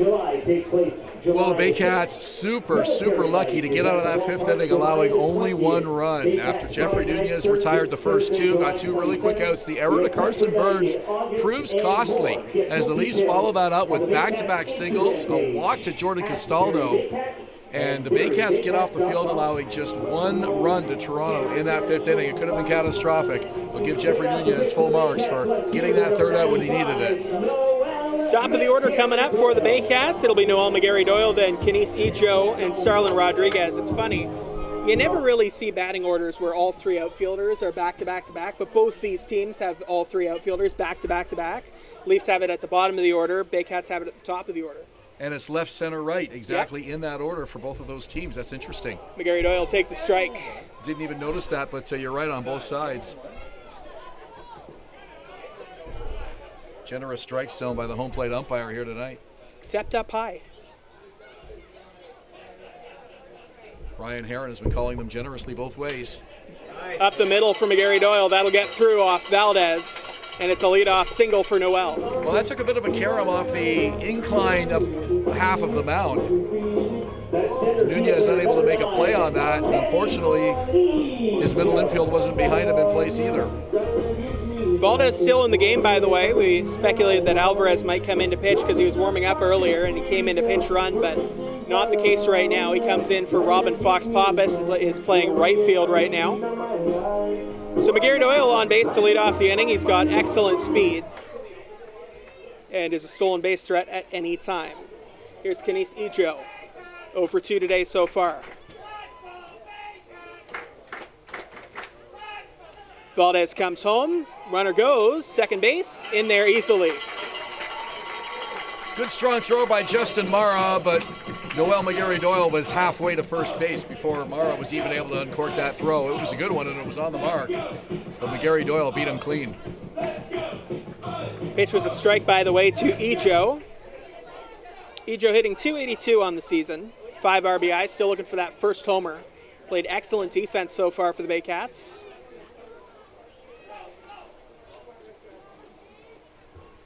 Oh, 1. That's a strike.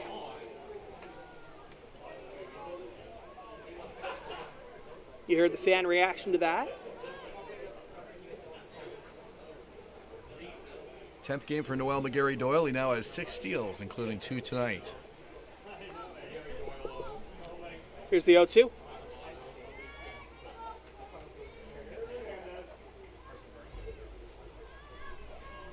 And a bit of a hold as McGarry-Doyle has to run back to second base. I almost thought it was higher than that, the stolen base total. Kenise Ejo leading the team with 5 coming into tonight, but now Noel McGarry-Doyle surpasses him by 1. Nope, Ejo had 1 tonight as well, so they're tied. They're all tied with 6 now. I have 10 for McGarry-Doyle. Well, maybe I read it wrong. Let me see.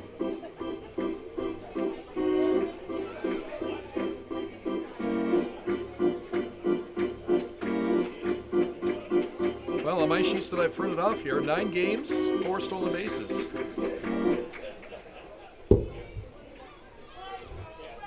We'll get to the bottom of that later. I printed that up right off the website this morning. Oh, did I look in the wrong place? Right field, and that's caught by Alvarez. McGarry-Doyle tags, goes to third. No, you're right, excuse me. That's my error, not yours. I read strikeouts as stolen bases. Well, Alvarez ranging to his left looked like he was going to have a little bit of a problem with it, but he stayed with it all the way and was able to make the catch. And a big one is it gets an out behind Julian Valdez here, but the runner advances. Noel McGarry-Doyle now 90 feet away. So that's completely my bad on the stat.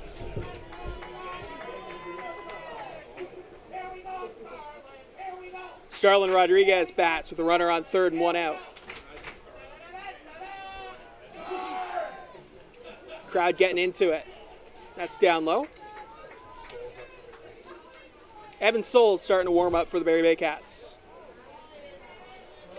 Excellent work so far for Jeffrey Nunez. You would imagine we'll see him at least start the 6th inning. 3-run lead. 1-0. Down the dirt, 2-0. Now, between innings, I heard our public address announcer, Rob Daniels, mention that we're celebrating Christmas in July. Yes, that coming is up in a couple theme weeks. night coming up. Please tell me we're not going to have to wear winter clothing to that game. Oh, just a Santa hat. Can leave my parka at home. Looks like Souls is going to come in. See, it was easy to dress for tonight, right? Tropical nights, warm nights. You have a lot of Hawaiian shirts, I bet. I was going to wear shorts, actually, but then I remembered, well, the mosquitoes are going to be out. We all know that. Yep. Kind of weather we've been having, so. 2-0. Big cut on and miss from Starlin Rodriguez. Can't add 2-1. Best to avoid the shorts if possible. Summer night games here at Vintage Throne Stadium. So Souls warming up to come in. And if that's the line on Jeffrey Nunez, what a job, Ben Davy, he did. 5 innings, only the 2 runs, 1 earns. And he's looked excellent for a couple of starts now for the Baycats. Yeah, it's hard to prevent unearned runs, but he was in a situation where he had to do that. And that's a strike. Crowd thought it was low. Count 2-2. Well, Rodriguez kind of lunging forward as it looked like he had thought about offering it that pitch, held up, thinking that was well off the plate, but not so, says home plate umpire Ryan Hern. Rodriguez has never faced Valdez before. Here's the 2-ball, 2-strike count. And Rodriguez steps out.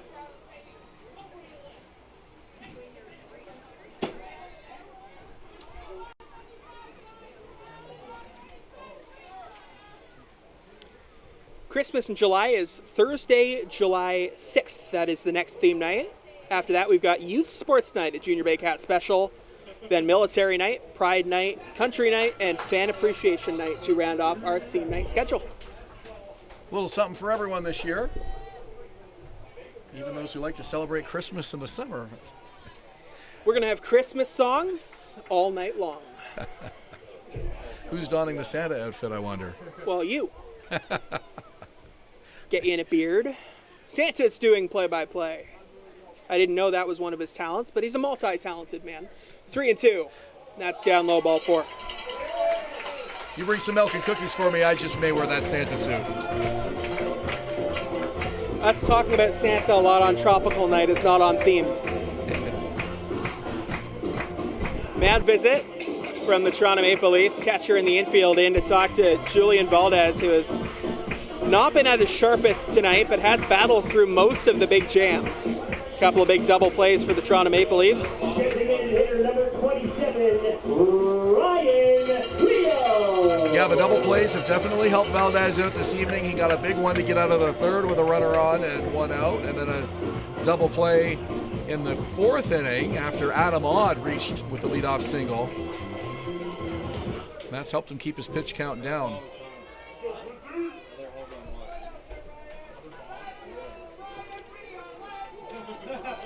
And down in the bullpen, you see Souls, and you can also see the brand new Baycat, Vero Shirata, who has joined the bullpen starting today.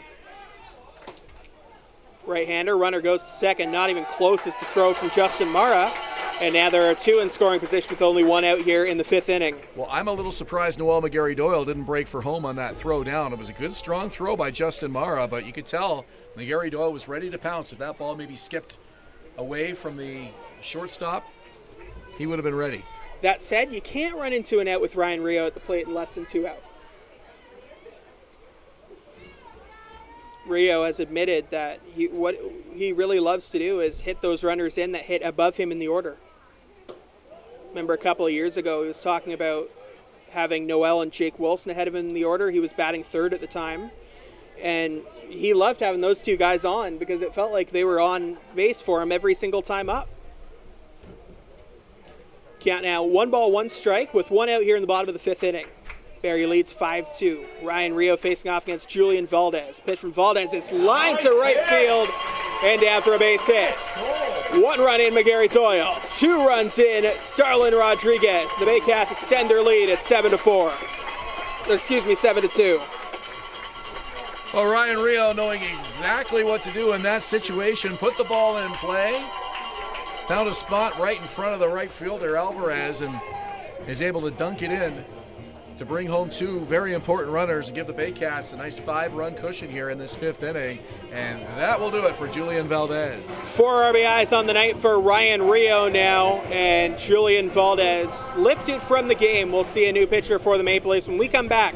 Rogers TV in Barrie and Baycats TV.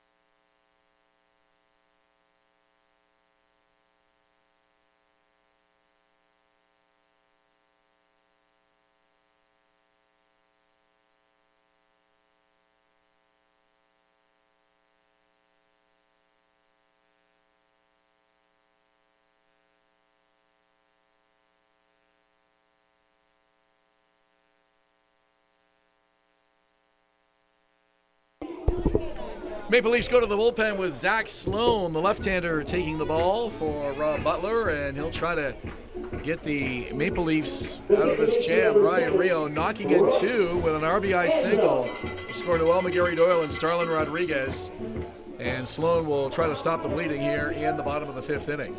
Zach Sloan, a guy who can be both a starter and a reliever for this Maple Leafs team, and they really need to get some length from him. Lefty kicks comes home, and that's outside. We were talking the break. It's a little surprising that they didn't bring in the lefty to face off against the lefty Rio. Sloan has started 3 of his 4 games this season, as that's a strike, 1-1. Same spot inside high that he's been calling a strike most of tonight. He has an ERA up over 10, so he's going to be looking to bring that down in 14 innings. He has struck out 9 and walked 10. It's a left field, and that is caught in left field by Yoichi Ishihara in a couple of pitches, and they get the second out of the inning. 80 pitches, by the way, for Valdez on the night tonight, and Ben Davy. Valdez ran into some trouble a few times. He did a good job for the most part of getting out of it, but when he didn't get out of it, the Baycats took advantage. Yeah, and again, the double plays really helped Valdez, but he turns over a 5-run deficit to the bullpen and Zach Sloan now, and the Leafs will have their work cut out for them offensively. That ball hit by Ando was pretty deep, but Ishihara did the right thing. He backpedaled. Far easier to move in on a ball that high than move back. And it looked like he might have kind of misread it a little bit, but it held up long enough for him to come in and make the catch. Batch Melbourne, Ben Davy here with you, Julius Hern as well, in our production room, Brian Backland and Joseph Nardella. Dylan Quinn, Bob Hurley down on the field getting some photos and videos. And then in the PA announcer room, you hear Rob Daniels. He's sitting next to Gary Mason, our statistician, and Dan Miller. That's it up the middle by Jaco, a base hit. 2 straight singles, well, not 2 straight singles. There was a fly out in the middle of it, but 2 singles of 3 batters for the Baycats, and they have a base runner with 2 out. And Jaco finding a spot in the lineup tonight as the first baseman. And Josh Matlow looking for him to get hot at the plate. 2 for 3 night tonight certainly will certainly help him. Adam Ott, another guy looking to pull his average up, and he's reached base twice tonight. Ott has doubled and singled. First pitch from the lefty nearly gets away from the catcher Mara. It's down and away, 1-0. Lefty-lefty matchup here would appear to favor the pitcher, but Odd competitive against both sides. There's a strike, 1-1. Odd hitting .238 on the season. Has a home run, has 10 RBI. As I mentioned earlier, the Baycats seeing the same 2 Toronto pitchers that they saw to start the season opener here last month. On the ground. Dan Mara can't handle it. Throw on to first is late, and the bases will be loaded. That's got to be an error on Mara. Odd reaches, and the Baycats with another chance here in the 5th inning. Good recovery by Mara after it hit the heel of his glove. He was able to keep the ball close and make sure that no one was able to come in and score, but once he did, Odd was busting it down that first base line, and Mara knew he had to hurry the throw. It just wasn't able to get it there in time. And that will really frustrate the Maple Leafs, because not only would that have been the 3rd out of the inning, it was also that lefty-lefty matchup they were going for, and now the powerful right-handed Josh Cote in to face the lefty, Zach Sloan. First pitch outside, ball 1, and the count is 1-0. The symmetry of baseball is pretty amazing. The Baycats gave up committed a 2-out error to extend the top half of the inning, and now we're here in the bottom half, a 2-out error to give the Baycats a chance now. You mentioned that Sloan pitched in that game in Barrie on May 18th. He went 3 2/3, gave up 6 hits, 3 runs in that one. Up the middle, another chance for Mara. This time he redeems himself, gets it to Vinicio at second base, and ends the inning. Baycats up 7-2 as we head to the 6th. We'll hear from Julius Hern when we come back. You're watching Rogers TV in Barrie and Baycats TV.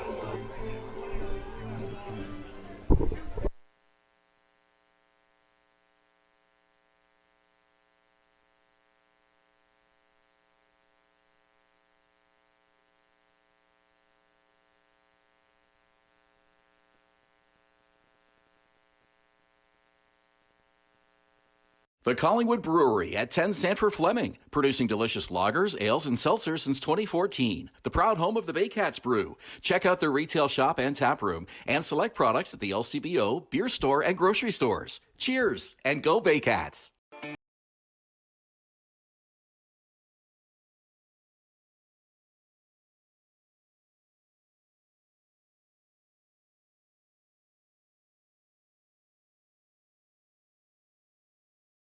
Two out, runners lead. There they go. Here's the pitch. This one rocked to right field. Want to come to a Baycats game? Check out our tickets at barriebaycats.com. Score at least two. Tuck is in to score. Rio behind him.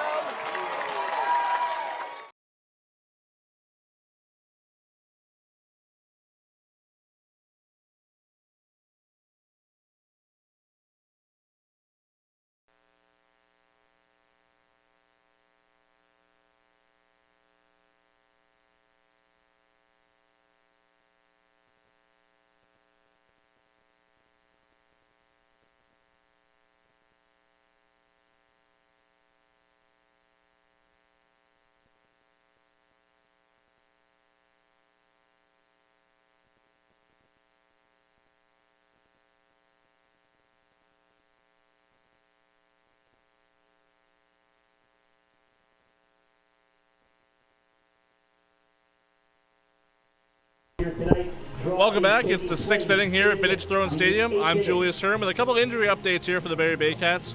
Victor Plas has a swollen hand. He was involved in team warm-ups today, but is out for tonight's game. And Charlie Iriotakis, who was involved in a rough outfield collision in the first play of the game Saturday afternoon versus Brantford. He went for x-rays after coming off the field on Saturday afternoon. However, no update on his injuries as of yet. Manager Josh Matlow says he'll be out at least a couple weeks. Guys? Thank you very much, Julius. New pitcher for the Barrie Baycats is Evan Souls. Souls has been excellent for the most part this season. Had a rough outing his last time out in London, where he gave up 3 runs and did not get an out. So his ERA is a little bit inflated right now at 3.51, but overall he's been excellent. Raised velo, better control. That's hit to left field. Moving in and diving is Noel McGarry Doyle, and he can't make the catch. Pops out of his glove at the last second. It'll be a long single for Solazzo to lead off the inning.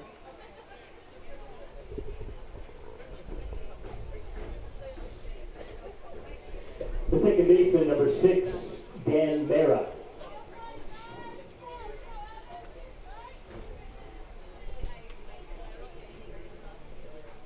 Souls has struck out 25 in 22 innings, walked 7, 19 hits against him.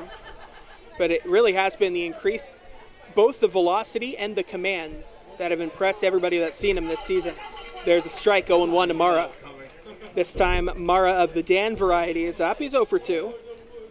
Second baseman, batting 6th today. Hit up the middle. Moving over to his right is Roy Sando. He makes the catch, 2 quick outs. 6th inning brought to you by Beating the Odds Autism Center and Farm, where teaching is brought to nature. Fielder, number 21, Yoichi Ishihara. And that'll bring up Yoichi Ishihara. He's 0 for 2 today as well. Souls' strongest outing of the year was against the Brantford Red Sox, where he came on in relief of Christian Mullen, who left the game after throwing just 5 pitches. Souls went on to come in an emergency relief appearance and went the distance. 8 1/3 through just 79 pitches. There's a strike. To get it done for Barrie in a win over Brantford. 1 out in the inning, by the way. I think I said 2. Meant 1. Of course, it's hard to bring across the point that I meant 1 when I say 2. It's encouraged to say the right amount of outs. So you draw too much attention to your mistakes. I realize them and I just keep going. Well, half the time nobody notices. Except up here behind us, they notice. Oh yeah, I notice. Hit to shortstop. Burns going back. Could be 2. Second for 1. Ando up to first, and the runner Ishihara will be too fast at first. They get the lead runner, and there are now 2 away. See, I said 2 away because there are 2 away. I didn't say 1 away when I meant 2 away. You were being prophetic. 18, James Dutton. I knew it was coming. I just said it a little early. Incredible speed by Ishihara. You talk about Takamatsu's speed. I'd love to see him in a foot race with Ishihara and our own Noel McGarry Doyle. Imagine the 3 of those. Yeah, get in the Vinicio 100-meter dash. too. Oh, Vinicio was the one you mentioned. That's right. Not Takamatsu. Well, Takamatsu's got plus speed too, so I want to throw him there. All 4 of those guys. Yeah. What other Baycat can we? Kinesijo, maybe? Yeah. Avery Tuck, when he gets here, he's got plus speed. Fouled away. Runner was going, Ishihara will have to go back. See, you're right, Ishihara's got excellent speed. He got a good jump on that pitch, too. He did. That would have been a stolen base. This is James Dutton, Dutton singled in the second inning and then flew out in the fifth.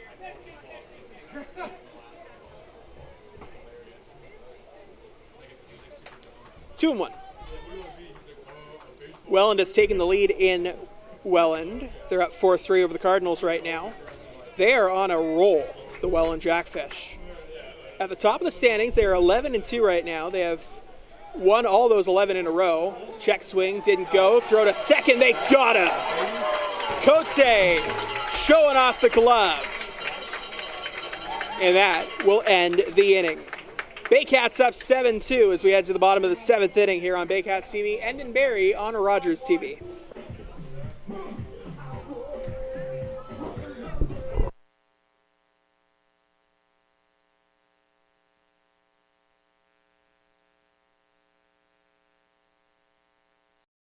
Premier North Windows and Doors is a proud supporter of the Barrie Baycats, locally owned and operated, and specializing in window replacement and door installation. Simcoe County's #1 choice for windows and doors. Classic Car Wash, customizing your car wash experience using high-quality products. Their team of experts will make sure your car is shining like new when you drive away. Give your car the VIP treatment it deserves at Classic Car Wash in Barrie. The Collingwood Brewery at 10 Sanford Fleming, producing delicious lagers, ales, and seltzers since 2014. The proud home of the Baycats Brew. Check out their retail shop and tap room, and select products at the LCBO, beer store, and grocery stores. Cheers, and go Baycats!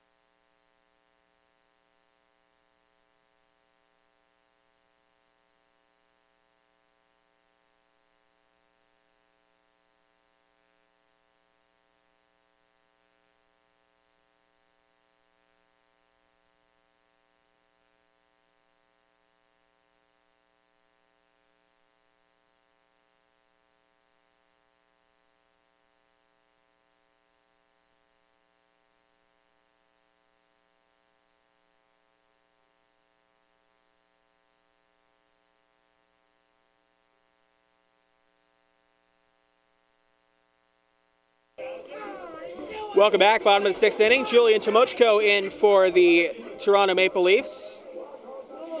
This is only his second game so far. Pitched on June 16th against the London Majors. Leafs won that game. He pitched an inning, gave up a run on one hit. Walked 3 though, but did end up striking out the side. So he only pitched the 1 inning and only gave up the 1 run, but he's faced 7 batters. Right-hander from Etobicoke, and he is 24 years old. Stands at 6'1" on the mound, 230. And he'll be facing the Barrie Baycats, who, thanks to Josh Cote, got out of that inning. And Josh Cote, Ben Davy, has been exceptional behind the plate defensively, not only just today, but all season. Yeah, definite Rookie of the Year candidate, no question, and has yet to reach base tonight except for the fielder's choice, but he is as reliable as they come. Carson Burns will lead off this bottom of the sixth inning, and he'd love to get things going. Committed a costly error earlier in this game and has been retired in both of his previous plate appearances. Sixth inning, excuse me, Ben. Sixth inning brought to you by Beating the Odds Autism Center and Farm, where teaching is brought to nature. Pitch from Tomochko is a strike. Tropical night here at Vintage Throne Stadium, but nobody notified the mosquitoes. They're out biting already. This was supposed to be the one game that they didn't show up for. Are there not mosquitoes on tropical islands? I don't think so. Are there? Well, it's all by the water. Popped up.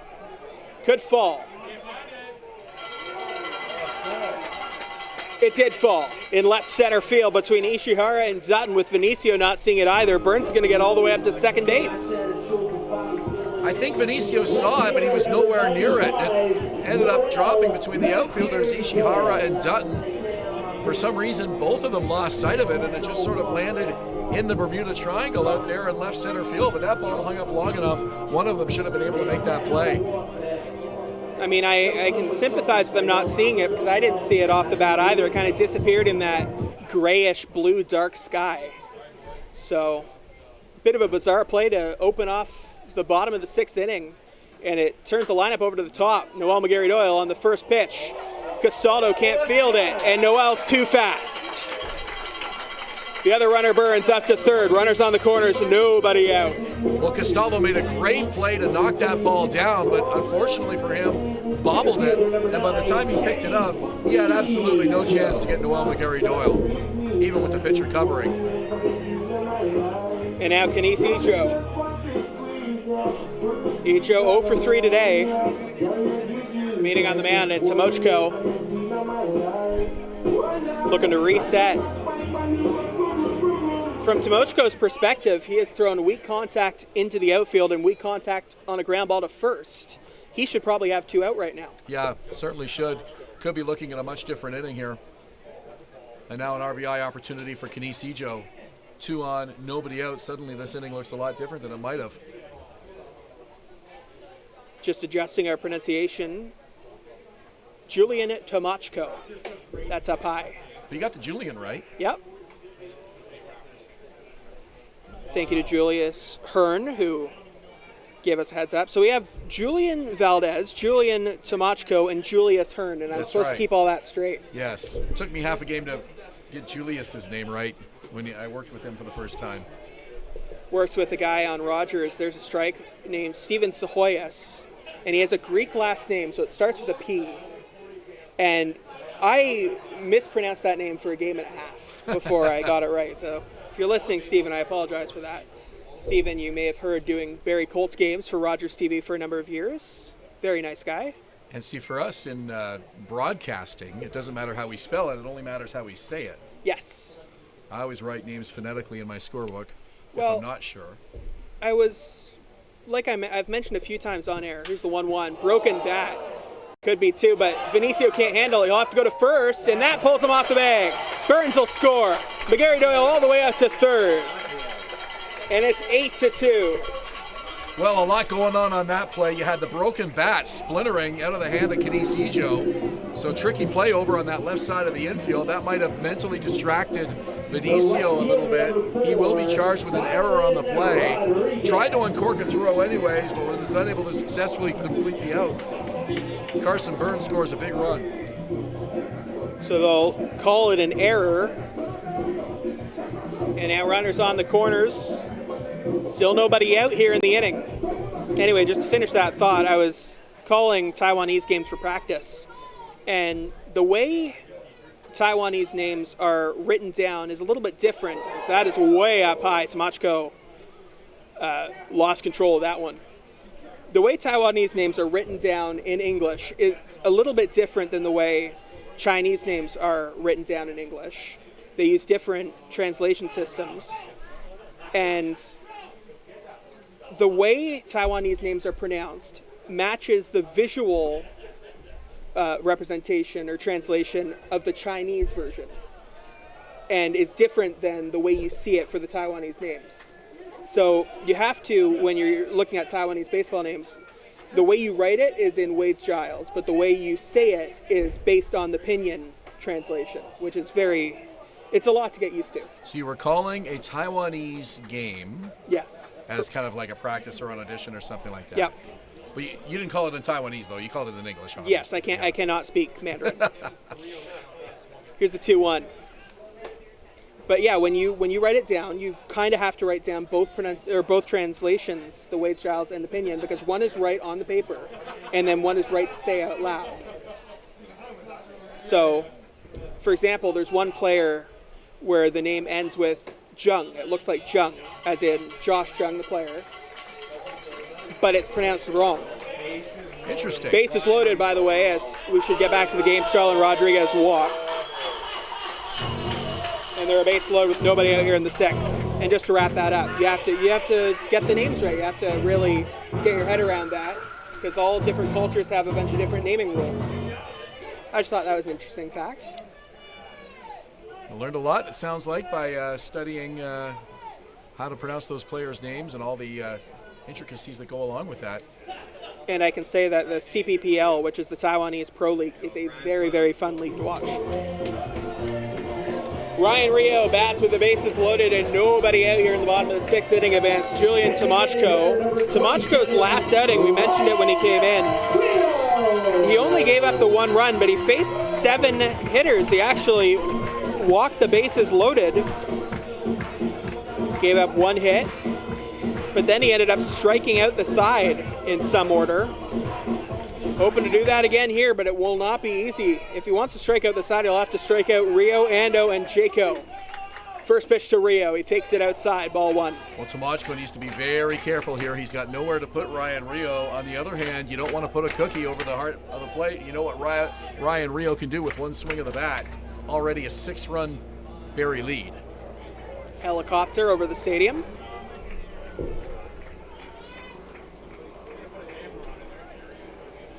Count 2-0 to Rio, hitting .377 on the year. Rio to left field, fairly deep. Will it stay fair?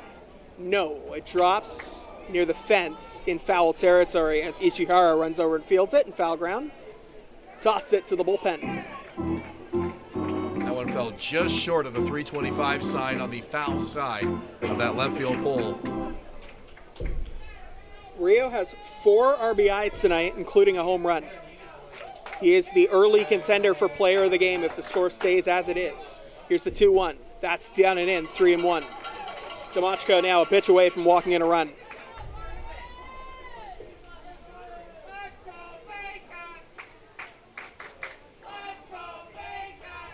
Baycats with a 6-run lead, and that's ball 4, and it's a 7-run lead. End of score comes McGarry Doyle. Up to third goes Ijo, up to second goes Starlin, and second straight walk against Tomachko. Well, great job by Ryan Rio. He didn't get much to hit in that at bat, and knowing the situation, a walk is a run, and brings home a run with some good patience there at the plate. Sets the table for Royce Endo. New pitcher coming in for the Toronto Maple Leafs as Rob Butler makes the change. Julian Tomachko.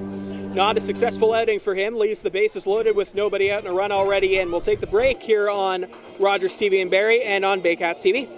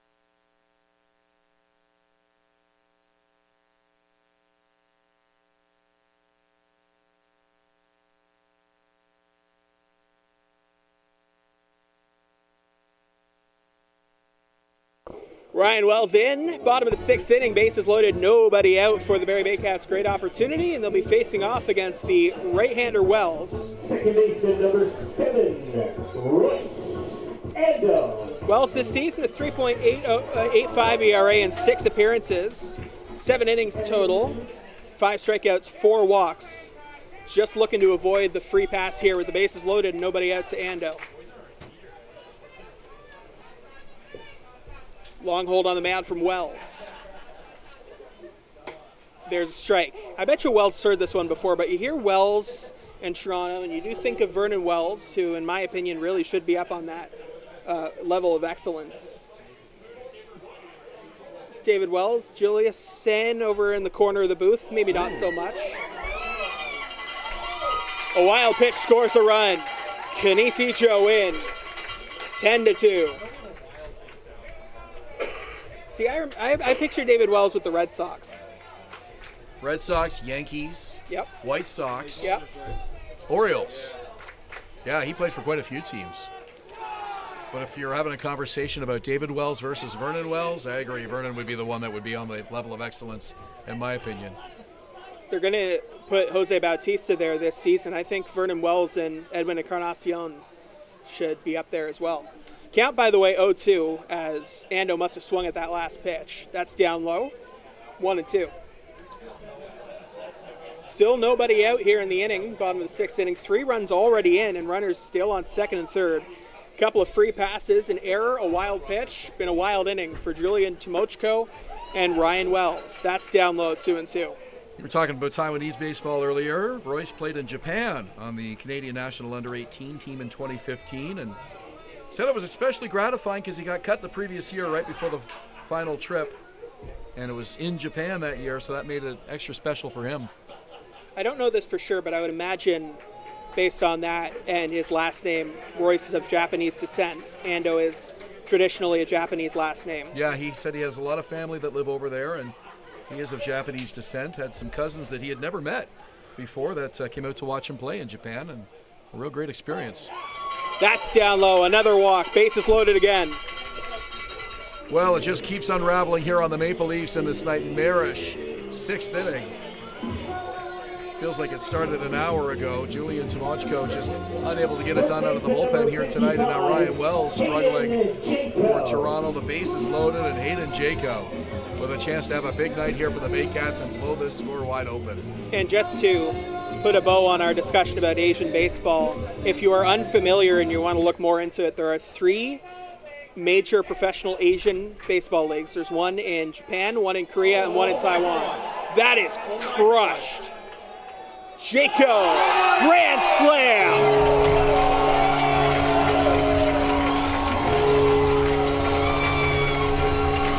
Everybody scores!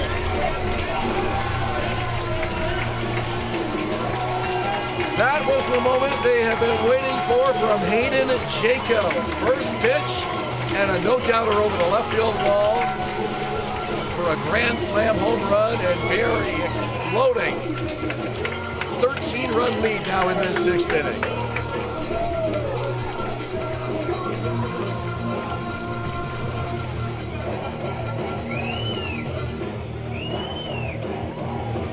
Hayden Jaco goes deep, and it's 14-2.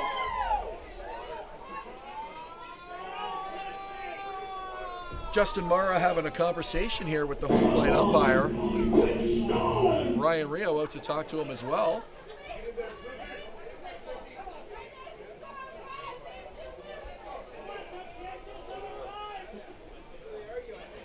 And Jordan Castaldo as well.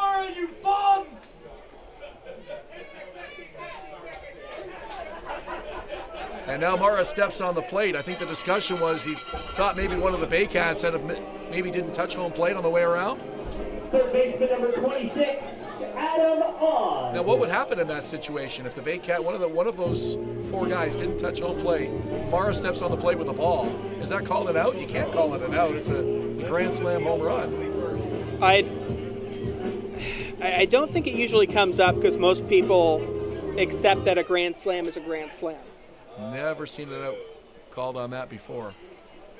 Pitch from Wells. That's outside. Pitching change from Tamachko to Wells did not go the way Rob Butler intended. Another reliever now up in the bullpen, a righty for Toronto.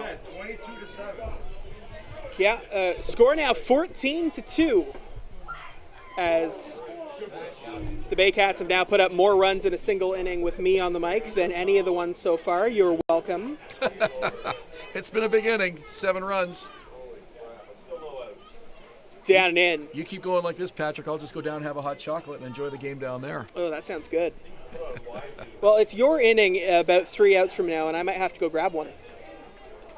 Things feel pretty safe right now with a 14-2 game. Here's the 1-2. That's up and away, 2-2. Although with these two teams, you never know. We saw a comeback of epic proportions here on opening night. Fortunately for the Baycats, that one went their way. Double, single, error, walk, grand slam. Everybody who has come to the plate so far has scored with the exception of the man currently at bat, Adam Odd. 7 runs across in the bottom of the 6th inning.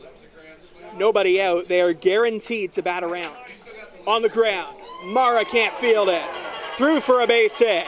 Adam Odd with a single, and Josh Cote will step up. Well, it looked like Mara had that in his glove. Now, I'm not sure that he would have been able to get up in time and make a throw in time to catch on anyways, but that ball just kind of went in and out of his glove. It's ruled a hit. Odd has reached base all 4 times tonight. Toronto Maple Leafs are currently in 2nd in the IBL standings at 10-5. Their 3-game win streak is in serious jeopardy at the moment.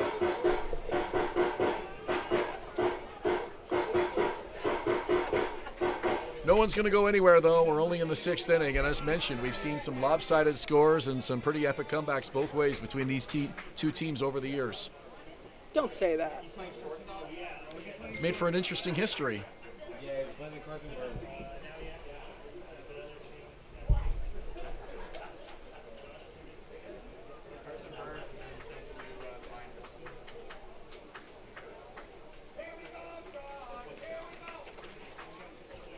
One to Cote. Kicks, throws. That's way inside. Nearly got him on the hands.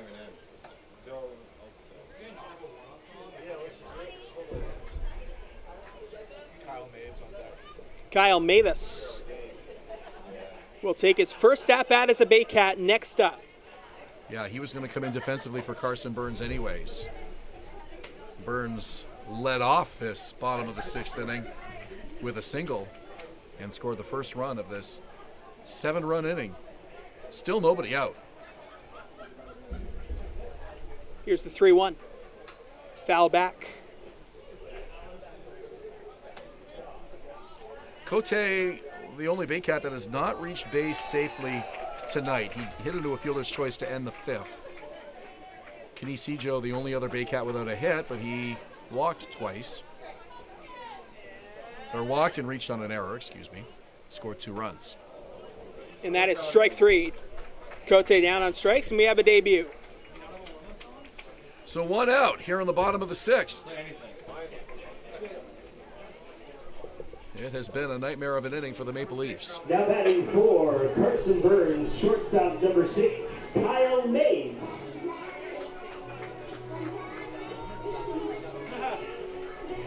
So now Maves, first at-bat as a Baycat, coming off a good college career. Julius was talking about that earlier. First pitch strike, and it's 0-1. So we get our first look at his batting stance, and a lot of bat movement there you see as he holds the bat up high at the shoulders. He's got the barrel of that bat really moving. Some guys do that. Some guys are more comfortable just frozen like a statue, but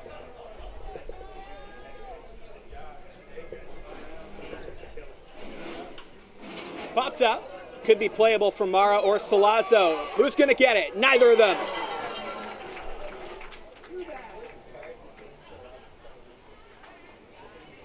And that's one where one of those two has to call it. yeah, that one could have gone to either of them. I think it was more of a easier catch for Salazzo to make, but he wasn't able really to charge that as Justin Mara, his catcher, was in close proximity as well. Didn't want to take his eye off the ball. Ended up making a last-minute slide and just was unable to come up with it.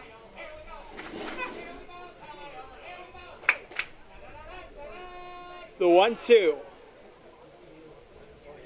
Pitch to Maves, down and in. The big hit of this inning, a grand slam from Hayden Jaco. They have batted around. This inning started with Carson Burns in this same spot. And now the pinch hitter, Maves. McGarry Doyle on deck.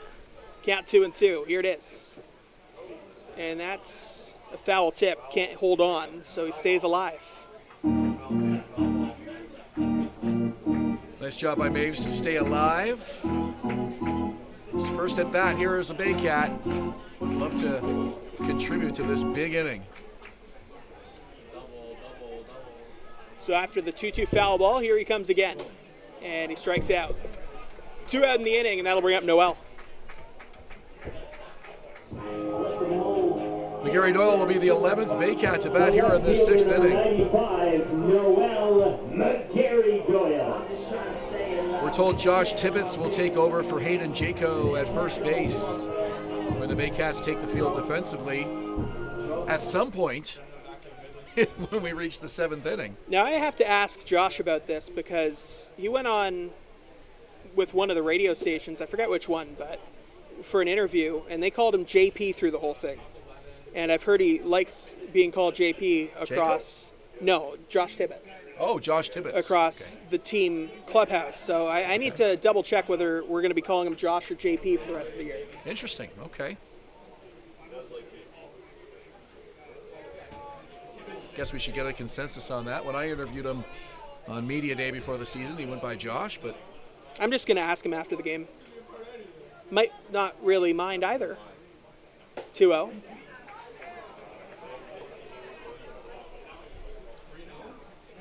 Remember pitcher Jay Happ, who had initials for his first name, J.A., but it wasn't J.A. Happ, it was J. Happ. He went by J as if it was J-A-Y. Good pitcher.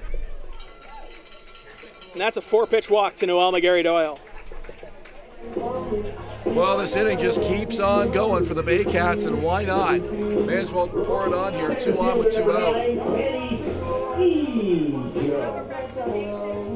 Kenny Sejo does not have a hit tonight, but he has reached base twice and scored both times.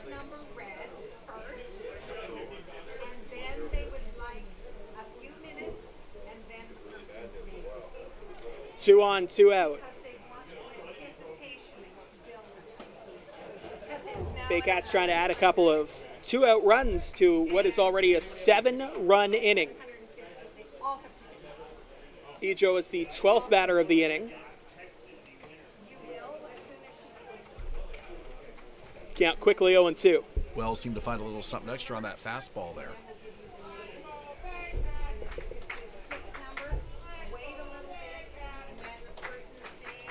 No balls, 2 strikes. Bigger lead off second than first. Ejo up the middle. That's a base hit. Staying at third is Adam Ott. Up to second goes Noel. And again, bases loaded, this time for Starlin Rodriguez, who walked and scored earlier this inning.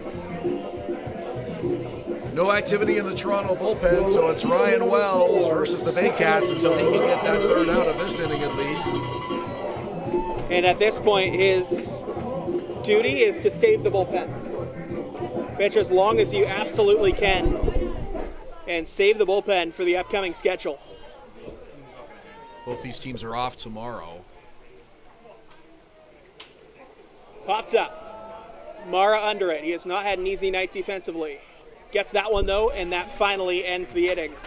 Well, no shortage of things to talk about. 7 runs across, and the Baycats leave 3 more on base. It's 14-2 as we head to the 7th inning. We'll hear from Ben Davy when we come back. You're watching Baycats TV and in Barrie on Rogers TV.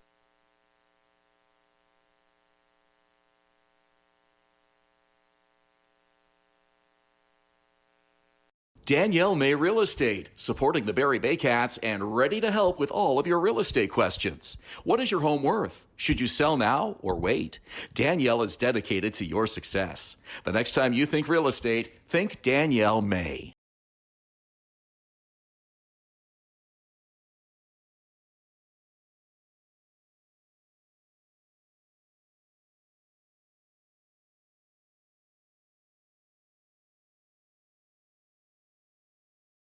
BarrieToday.com. Local news, weather, Baycat scores, and more.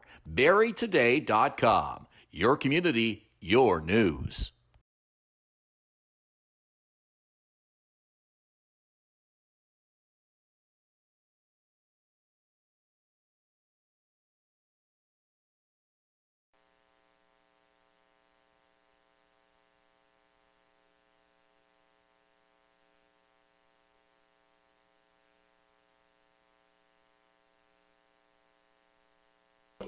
Couple of defensive changes for the Baycats. We welcome back to Baycats TV and Rogers TV in Barrie. Patrick Melbourne, Ben Davy, Julius Hern with you. Ryan Backland, Joseph Nardell in our production room. A couple of defensive changes. Josh Tippett's in at first base, and James Anderson is in at right field. Kyle Mays, who pinch hit for Carson Burns, has taken his spot at shortstop. Souls back out there on the mound. Baycats up 14-2. We'll give you a look at the out-of-town scoreboard as well. Hamilton and Welland still tied at 5. Kitchener is now leading the London Majors 8-4. They went out to an early lead, then London tied it back up, and now Kitchener back out in the lead. They are red hot right now, and London is the opposite. And right here, 14-2 for the Baycats, thanks to 7 runs in the 6th, 2 in the 5th, 1 in the 3rd. That was the Rio homer, and 4 in the 1st. Leafs only have 2. And back on the mic for the remainder of the game on play-by-play, the one, the only, Ben Davy. Well, thank you, Patrick Melbourne, and the Baycats with 13 men to the plate in that bottom of the 6th inning. So it's been a while for Evan Souls. He came on in relief of Jeffrey Nunez, worked an inning and 2/3, and then that long wait while the Baycats exploded and built a 12-run lead here over the Maple Leafs.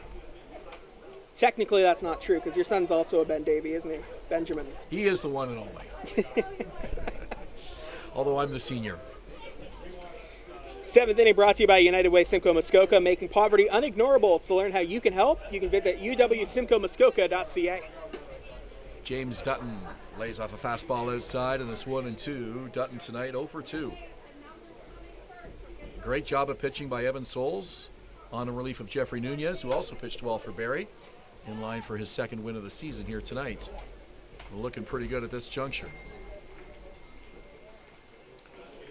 Both teams off tomorrow. Baycats visit Welland on Saturday night at 6:05. Toronto travels to Brantford on Saturday night. That'll be an 8 p.m. game at Arnold Anderson Stadium. Those are late starts in Brantford here in the early summer weeks as the sun sets over the center field fence in that park. Strike 3, Dutton goes down. Yeah, they have to schedule them later on because otherwise they'll have sun delays, and honestly they usually have sun delays anyway, so.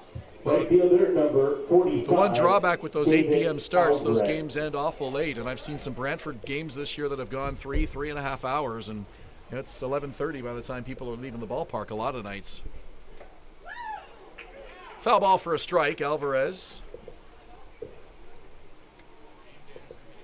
have to get the story behind that white helmet. Maybe from his previous college team. Yeah, I think it's probably that he had a white helmet. I think that's probably the story. The rest of the Leafs with the standard issue blue. The Leafs are not typically known for their strictness when it comes to helmets. Foul ball. Make a play, John Salazzo, I think that was. Went over and tried to bury on that. I didn't see if he caught it or not, but I think he did.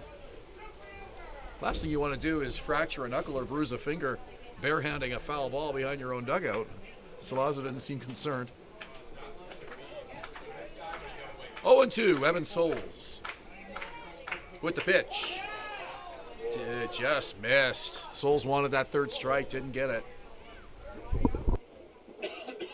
It's been a big strike zone tonight, but he was unable to paint the corner on that one. 1-2 to Alvarez, and he lifts this one to left field. Noel McGarry-Doyle, couple steps over, makes the catch. 2 out in the inning. I might have mentioned this last game, but we have to be careful when we're scoring with David Alvarez because there's also a Dario Alvarez in the league, and David and Dario, if you're writing kind of sloppy, kind of look similar. Jose Vinicio. I mean, you don't even have to be writing that sloppy. It's just how you write your R's. Yeah. Like, that could be Dario. Yep. Never mind the lineup cards that we get from the managers and their handwriting. Yeah, it really depends on the manager who. I need to track who has the best handwriting. Swing and a miss. Vinicio up there with a cut. It's 0-1. I seem to remember it's not Brian Essery.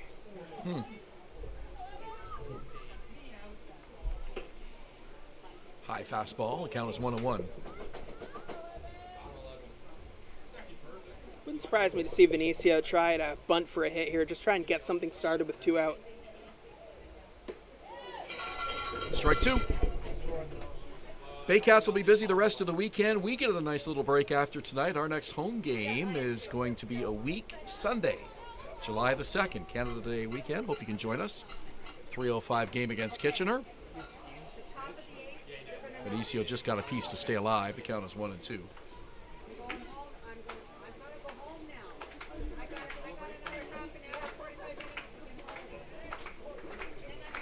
Here's the pitch from Evan Souls. Swing and a miss.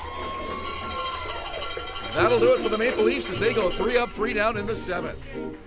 14-2 Barrie. You're watching Rogers TV in Barrie and Baycats TV. And nobody left on base.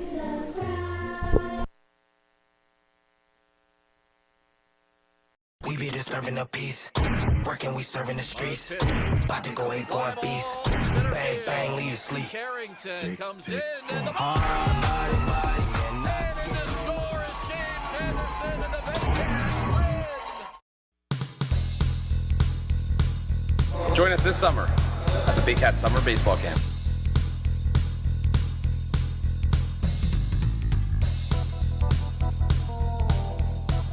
See you this summer! Premier North Windows and Doors is a proud supporter of the Barrie Baycats, locally owned and operated and specializing in window replacement and door installation. Simcoe County's #1 choice for windows and doors. Classic Car Wash, customizing your car wash experience using high-quality products. Their team of experts will make sure your car is shining like new when you drive away.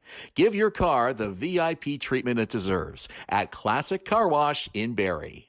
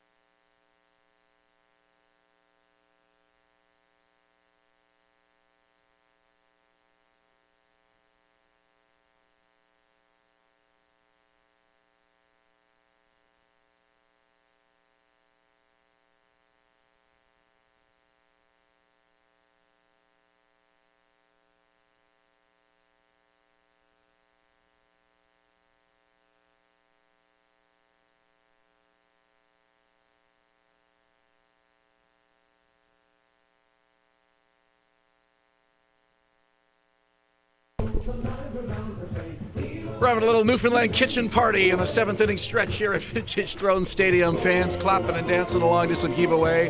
And now it's back to the tropical music. It's tropical theme night here at the ballpark. And the Baycats cruising in a 12-run lead, 14-2, with Ryan Rio coming to the plate to lead it off here on the bottom of the 7th inning. New pitcher for the Maple Leafs is James Wilson, right-hander, 6'4" on the mound, 220.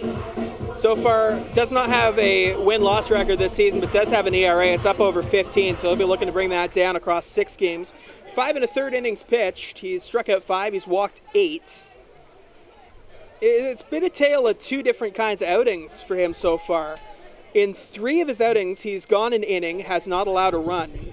In the other 3, he's given up 3, 2, and 4 runs. So he'll be looking to keep those numbers down. When he's right, you're mostly going to see stuff in the zone located well for soft contact. And when he's not, guys are going to crush pitches that are too far into the zone. And these mop-up innings can be a low-pressure situation for a guy like Wilson out here, just trying to get some quick innings, some quick outs under his belt, get that ERA down a little bit here tonight. Also a difference between those two types of outings, the walks. They're way, way up. 3, 2, and 2 in the outings where he has given up runs versus 0, 0, and 1 in the outings he doesn't. So they have to be selective up there against him. Ryan Rio has reached base all 4 times tonight. 5th plate appearance of the evening. If you're just joining us, the Baycats sent 13 men to the plate in the bottom of the 6th inning to build a 14-2 lead here in the bottom of the 7th. James Wilson. Not Jake Wilson. With the delivery. And Rio hits this to right field. And it's caught by a backpedaling Alvarez, 1 away. Good catch. Judged it right off the bat, got under it, and made a catch with a back toward the infield. Impressive stuff from Alvarez. Baseman number 7, Royce. Now we're told the Baycat rookie pitcher Viro Shihariath will come on for Evan Souls in the top half of the 8th inning. So we'll look forward to seeing him in his Baycat debut here tonight. Got a chance to meet him before the game. Royce Ando takes one high and in, ball 1. Brand new to the team, a last-minute signing before today, just made official right before the game.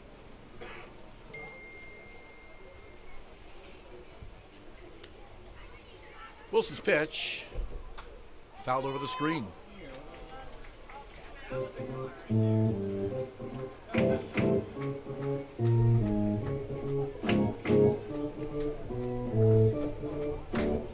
Ando, 25 years old, the right-hander, hails from Mississauga, 3rd-year Baycat. Here's the pitch. On the ground to the shortstop, Vinicio. Takes it on the second hop, makes a throw over in time for the out. 2 down here in the bottom of the 7th.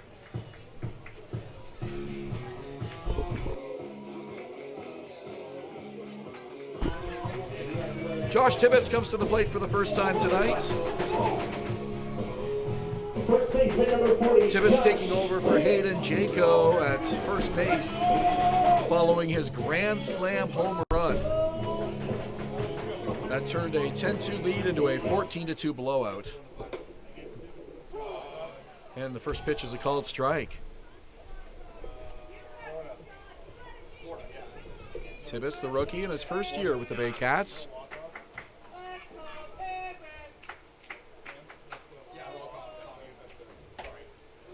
Tibbetts used primarily as a first baseman so far with Barrie, but can also pitch. We have yet to see him on the mound in a game.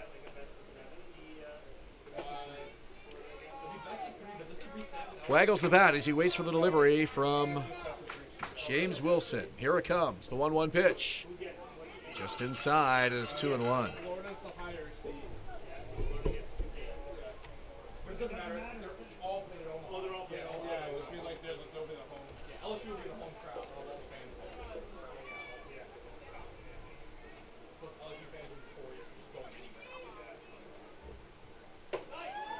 That one sails way outside, and the count is 3-1.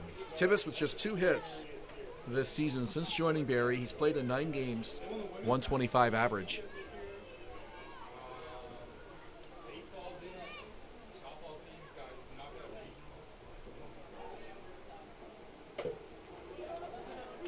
Could not hold up, and the count is 3-2. Well, for a guy in Tibbetts' situation, a rookie, first year with the team, and with the new additions that have been brought onto this Baycat roster, it's only going to get harder and harder for him, more of a challenge for him to secure his spot in the lineup and get into some game action here.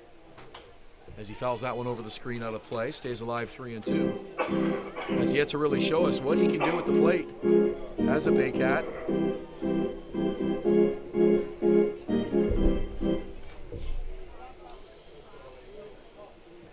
Third baseman Adam Ott is on deck. 3 balls, 2 strikes, 2 outs here in the 7th. James Wilson with the payoff pitch. High, ball 4, and Tibbetts is aboard. Good at bat from Tibbetts. Working the count, knowing that sometimes this pitcher struggles with throwing strikes, just being patient and getting a base out of it. Good stuff. Number 26, Adam Ott. Wilson is the 5th pitcher of the night for the Maple Leafs. I was a little surprised Zach Sloan wasn't left in longer. He is definitely a guy that can give you some long innings. Rob Butler only left him in for a very short period of time before going to Julian Tomochko. Ryan Wells followed, and now James Wilson, the 5th pitcher of the night for Toronto.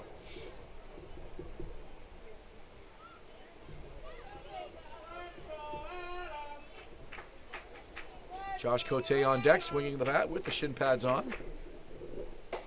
High fastball. Count is 1-1 to Adam Ott. Big night for Adam Ott as he's reached base all 4 times.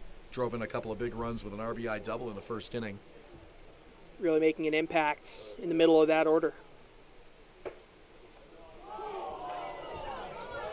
Called strike on the inside part of the plate. Odd with some words. 14-2 game. You're not going to get too many gifts from the home plate umpire in the 7th inning. But he's had a big strike zone all night, with a couple of exceptions. Yeah, it's opening up a little bit. For the most part, it's been big on the corners, but not so much at the top of the zone. But for the most part, it has been consistent.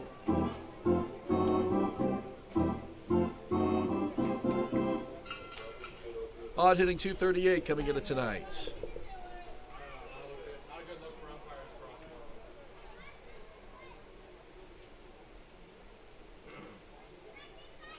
Holds the bat chest level. 1-2 pitch on the way from Wilson, and it's another high fastball. The count is 2-2.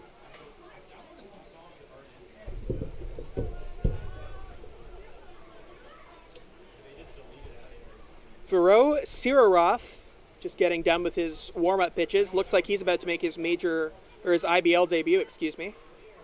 2-2 pitch on the ground, left side. Salazzo makes the long throw across, not in time. It bounces past Jordan Castaldo. They'll have to go back and get it against the fence. Runners hold anyways, though. No one advancing on that throw. So Tibbetts stays at second. Odd is aboard. You would think that has to be an error on the third baseman, Salazzo. 4 errors for Toronto in this game.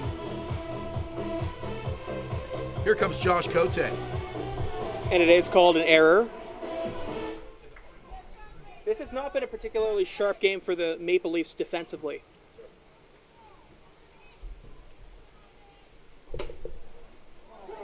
Called strike. Just off the outside part of the plate, strike 1.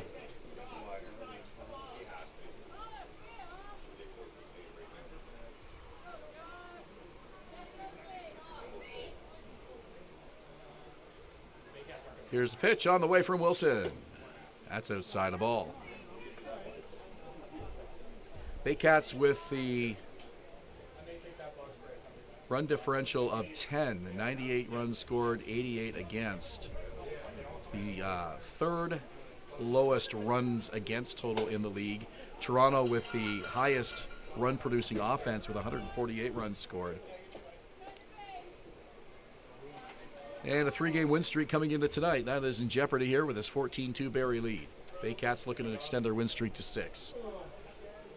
That would be their longest streak of the year. That one misses outside and it's 3-1.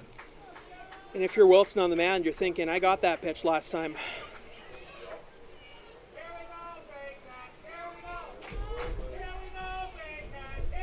Tibbetts at second, Odd at first. 2 out here in the 7th. Pitch on the way.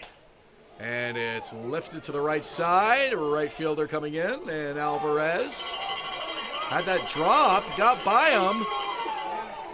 Not sure what happened out there. Looked like he had it all the way. Well, I'm not sure how that even happens. He was under it, he had the glove up, and it must have just missed the glove entirely. You have lights coming down at you at that angle where the ball should be very well lit. Right fielders in particular rarely have trouble with routine fly balls here.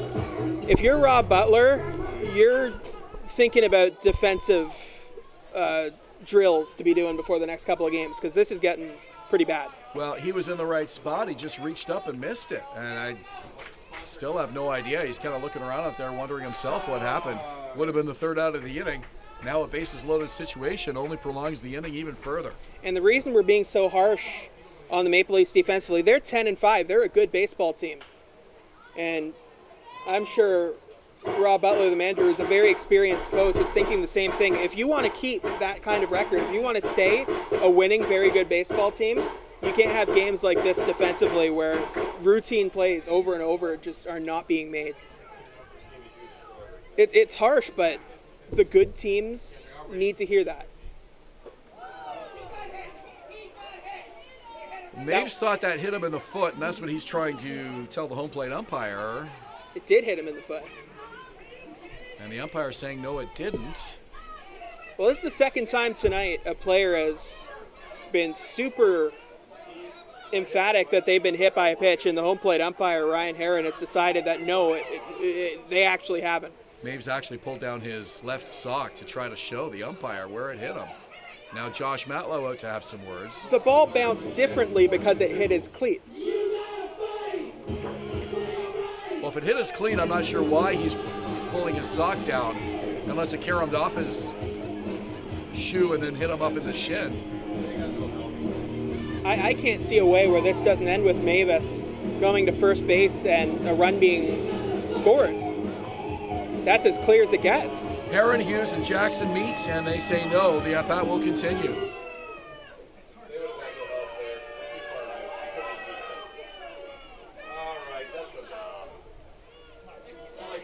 And Hern really hearing it from the Baycat dugout. It's 14-2, but that's a missed call. Well, in a 12-run game, I'm not sure that's a hill you want to die on, but the at-bat will continue here. It's not that deep. 14-2, why walk him in? Really? Was he hit on the foot? Was he hit on the back? Here's the pitch on the way. Outside for a ball. 2-2 the count. Leafs 10-5 coming into tonight. Baycats 9-5, so this game will have an effect on the standings. If this Barrie score holds up, they would pass Toronto into second place. Pitch to Maves. On the ground to the second baseman. And the play is made by Dan Mara. And that'll do it. So the Baycats leave the bases loaded in the bottom of the seventh inning, and they will take their 12-run lead to the eighth, 14-2 Barrie. You're watching Baycats TV and Rogers TV in Barrie. For the Baycats in inning number 7.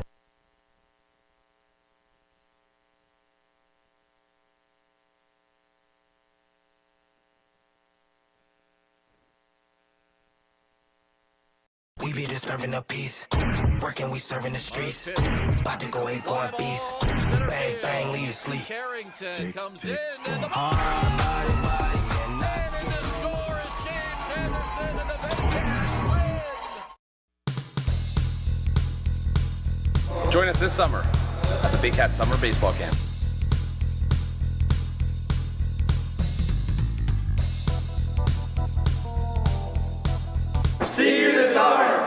Danielle May Real Estate, supporting the Barrie Baycats and ready to help with all of your real estate questions. What is your home worth? Should you sell now or wait? Danielle is dedicated to your success. The next time you think real estate, think Danielle May.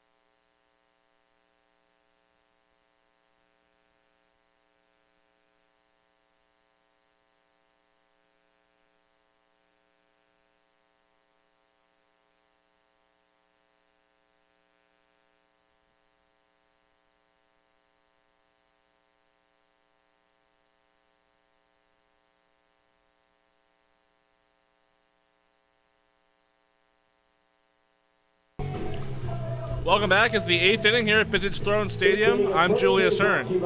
After a tremendous performance on Sunday in London, Baycats starter Frank Garces was awarded IBL Pitcher of the Week. His second start of the season, Garces went 7 shutout innings, striking out 10 and only allowing 3 hits and no walks, dropping his season ERA to 1.97. Garces' career IBL ERA now sits at an impressive 1.60 over 20 career starts. He's the second Baycats pitcher to earn the award after Evan Souls took the honors in the first week of the season. Guys? Yeah, Pitcher of the Week. Very impressive stuff. Thanks, Julius, and thanks for your input all evening long. New pitcher for the Barrie Baycats is Viro Sarath, 19-year-old, making his first appearance in the IBL, first for the Baycats. You'll see 3 pitches from him, a fastball, curve, and a change. Fastball can reach up to 90. Justin Mara hits this deep to right field. It is gone. A solo home run, his second of the ball game. Well, that's not the way he wanted his IBL career to start. But we were talking about Viro. He's a guy who can throw some heat. He gets up to 90 mile per hour, and that's a couple years old, that data. And he's only 19 years old, so a lot of potential here for a guy who could be a Baycat for a long time, Ben. Jordan Castaldo. Justin Mara hitting home runs number 5 and 6 here tonight to put him among the IBL leaders. And here's another guy that can hit the long ball, Jordan Castaldo. Well, that's why you can't take anything for granted, and why the Baycats are probably still a little bit upset about that non-call on the hit by pitch. It might be 14-3, but it's also the Toronto Maple Leafs. They're a very good baseball team, and very crazy games have happened here at the ballpark. Every run counts. Yeah, and the comebacks have happened both here at Vintage Throne Stadium and at Christie Pitts, where no lead seems safe ever. A lot of fans know that, and they're sticking around here till the very end tonight. 1-2 the count to Jordan Castaldo. Castaldo has championship rings with Baycat logos on them. Just a couple. Pitch is high, and it's 2-2. Love to get one with Toronto here in 2023. Same finals matchup the last couple of years with the Majors and the Maple Leafs. And the Maple Leafs have eliminated Barrie both seasons, 2021 and 2022, in the Josh Matlow era. It's been a hot rivalry between these clubs. 3-2 pitch. Strike 3. Castaldo chases it, and there's one out in the 8th.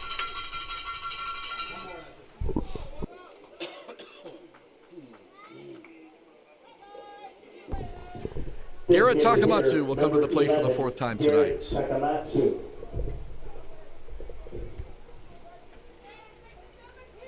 Baycats have been fortunate to keep Takamatsu mostly off the base paths. Just the walk over 2 beyond that.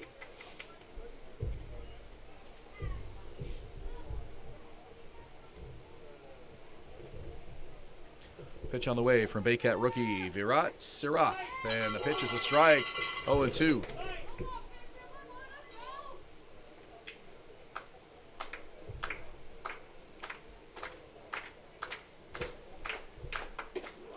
Up high near the helmet of Garrett Takamatsu, and the count is 2 balls and 2 strikes.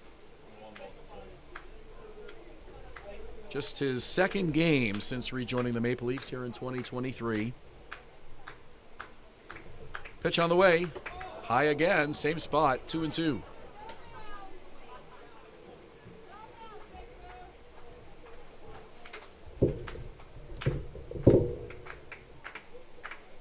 Good low pressure situation here for Sarath to get his feet wet, get those first couple of innings under his belt.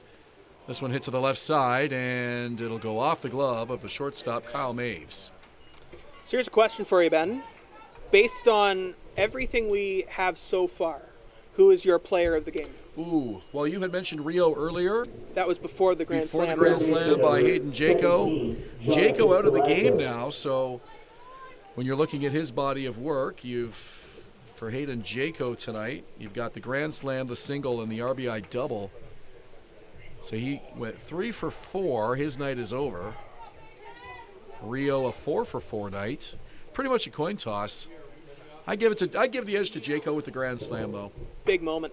Yeah, especially given his situation on a brand new club, needing a big night like tonight, showed he can do at the plate. We were waiting to see it. Take nothing away from what Ryan Rio has done. Rio's also won, the last 2 player of the game? You could give it to pretty much any one of these guys tonight. Nunez gets a shutout. He pitched really well.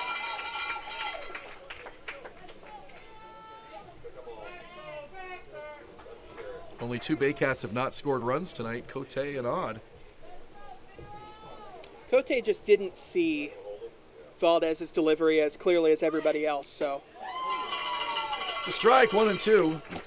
That's a case where it's not concerning to have him have a quieter day. It's just a matchup. Everybody's going to have one. If you were to pick one guy of the 9 that would not reach base safely tonight, you wouldn't have picked Cote, but such is the case tonight. 1-2 sails away, and it's 2-2.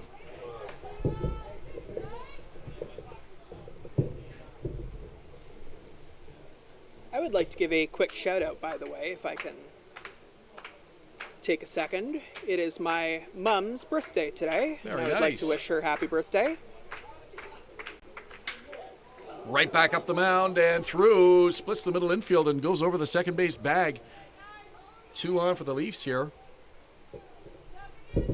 And how will your mom be celebrating this week? Any sort of get together or? Yeah, they went away for a little bit. Now back, my parents, and now they're back, and sounds like they had a lovely time. So that was nice to hear.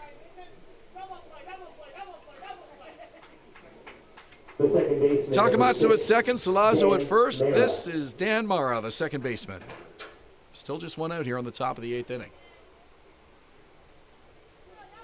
Dan tonight has yet to reach base for the Leafs. Sarath with a pitch. And it misses high, ball 1. Dan Mara with a .436 average coming into today's game. That's the highest average on the Leafs, excluding Takamatsu, who only had 3 at-bats, and Lewis with just 3 at-bats. A called strike, and it's 1-1.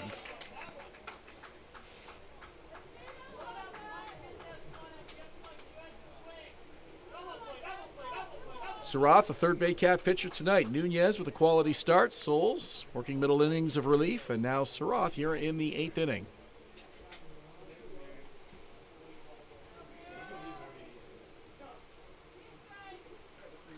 $14 runs on 13 hits for the Baycats tonight.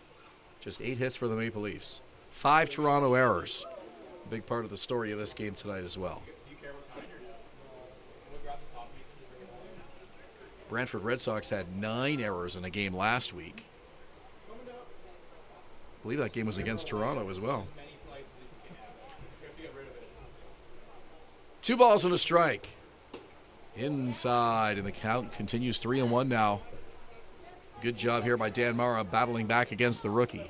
So far in the standings this season, Welland is at the top 11-2, then Toronto 10-5. That looks like it's going to fall to 10-6. Barrie, it looks like, is going to rise to 10-5. Then Hamilton 9-6, Kitchener 8-7, London 4-8. Guelph just having a rough start to the season. They've lost 4 in a row. They're 4-11 right now. And then Brantford 2-13. They've lost 5 in a row. The common theme so far is that the teams that are putting together winning streaks, they're heading toward the top of the standings. Toronto had a 4-game winning streak to close off the month of May. 3-2 pitch is a called strike 3. Mara took about 3 steps towards first base, flipped the bat the other direction. He'll have to go back and pick it up and head to the dugout. Welland is on track to win their 12th game in a row. Looking like the Cincinnati Reds or the San Francisco Giants over here. They're up 10-6 over the Hamilton Cardinals. They're in the bottom of the 7th inning. And then in Kitchener, Kitchener is up 11-5. They're in the bottom of the 8th inning. London may drop to 4 wins, 9 losses. And no one really saw that coming for the London Majors, who have won 2 straight championships and have mostly brought the same core back. Yeah, losing Robert Mullen was a big blow, but other than that, a really good group of returning veteran players. And, definitely a team to keep an eye on in the second half. You have to think it's only a matter of time before they get firing on all cylinders again, but very slow start to the season for the defending champs.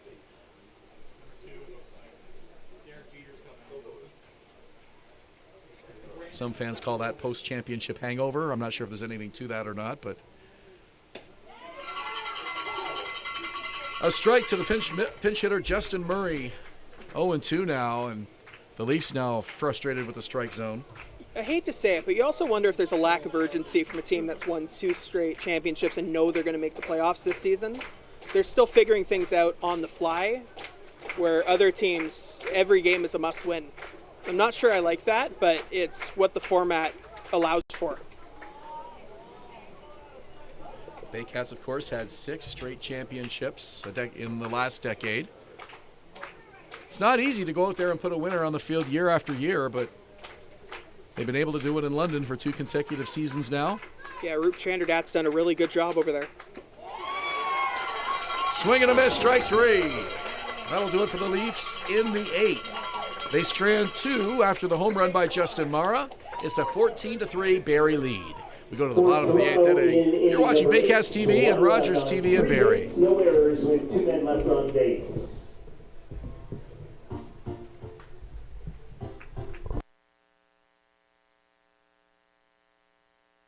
The Collingwood Brewery at 10 Sanford Fleming, producing delicious lagers, ales, and seltzers since 2014. The proud home of the Baycats Brew. Check out their retail shop and tap room, and select products at the LCBO, beer store, and grocery stores. Cheers, and go Baycats!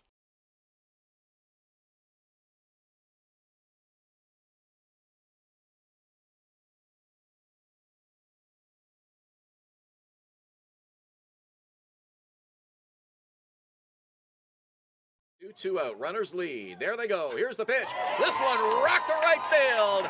Want to come to a Baycats game? Check out our tickets at barriebaycats.com. Score at least 2. Tuck is in to score. Rio behind him.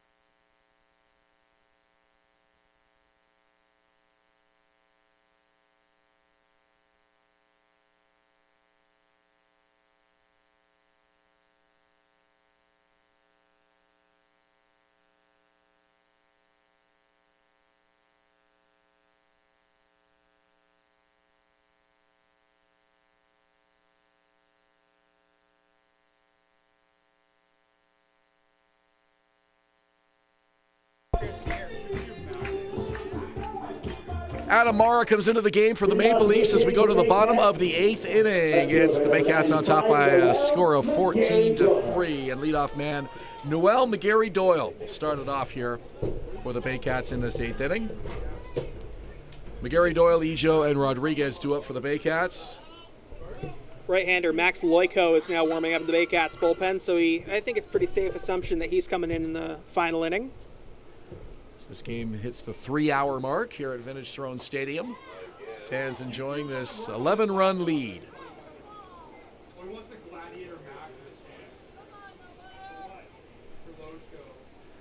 Pitch from Mara, and it's fouled over the screen. Adam Mara, of course, was on the mound here on opening night last month when the Baycats rallied and were able to win in dramatic fashion, an 11-10 walk-off win over the Leafs to win their first game of the season. Ryan Rio with a walk-off hit that night to win it for Barrie off Adam Mara. Lefty-lefty matchup. The wind in the 2-2. On the ground, right side. Into the glove of Castaldo, and the foot race just in time. Nice job by Mara to get over there quickly. I think we said this earlier, maybe in that last game, but is it really a Toronto Maple Leafs Barrie Baycats game if all 3 Maras don't get into the game? With Adam Mara now in the game, all 3 are in the game once again. Sam Mara, the second baseman, Justin Mara, his partner behind the plate. And we're told Max Loico will pitch the 9th for the Baycats. Here's the pitch from Mara. Sidearm, and it's hit deep to left field. Up and over the fence. No, it landed just shy.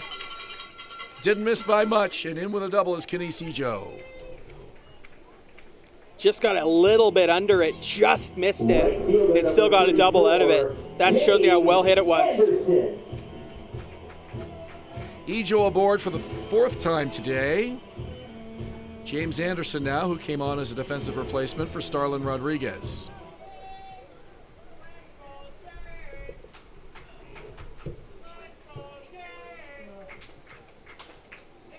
Popped up. Shallow outfield. It's the right fielder taking it. Falls. Hangs onto the ball, though. Alvarez has had some problems out there tonight. Yeah, but that was a good play. Kept with it. Called everybody off. Got under it. And made sure it was in his glove, even if he had to fall for a bit to get it there. Designated hitter number 27, Ryan Rio. So 3 Maras on the field right now. Dan Mara at second, Adam Mara on the mound, Justin Mara behind the plate. And I actually met the mum, the Mara mum, Mrs. Mara at Christie Pitts last season for a game. And she's out at all the games and says that more often than not, there's always one of the boys on the field for her to cheer for. Well, until this inning, it was just 2, but then Rob Butler decided to go for more Amara.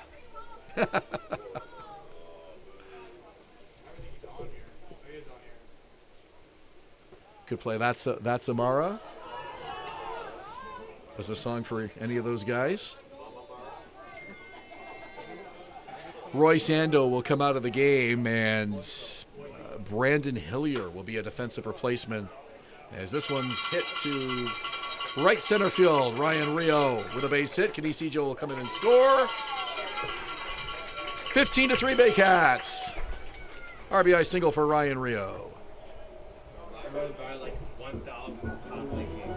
Second baseman number 7, Royce Endo. And with 3 Maras in the game, there's also a Morea in the game, which is kind of a similar last name. At least he's on the other team. Yeah, he's also on deck right now. Don Morea in for Josh Tibbetts, who came in for Hayden Jaco. So Josh Matlow's done a really good job getting as many bodies into this game tonight as possible, especially with the 12-run lead. These guys always want to get their feet wet and see as much action as possible. See, the only problem with this game so far is that we're going to be expected to wear lays every game because it's apparently good luck. Seems all right. Just pull it out of my bag before every game. All right, Baycats game, time to put on the lay. Pitch sales high, and it's 1-2. I'll go on the road, and the other broadcaster will say, "Why are you wearing a lay?" And I go, "They always win." 1-0 after tonight. By the looks of things, that one's fouled back.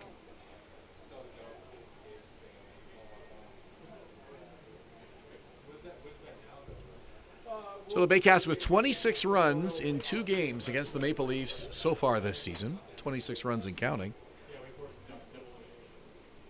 These teams will meet again on Wednesday night at Christie Pitts next week.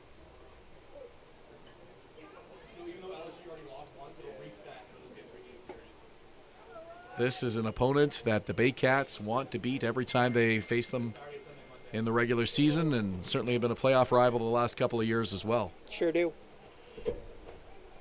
Pitch, and it's fouled back to the screen, 2-2.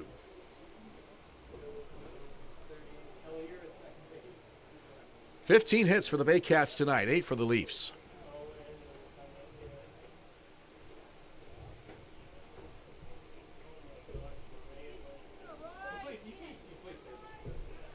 Here's the pitch, and another foul ball.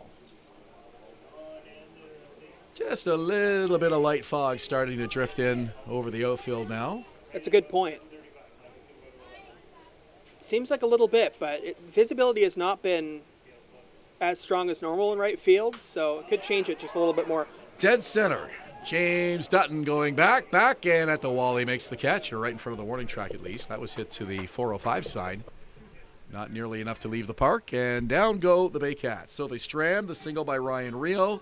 Kenisi Joe scoring to make it a 12-run lead. 15-3 Barrie through 8. You're watching Baycats TV and Rogers TV in Barrie.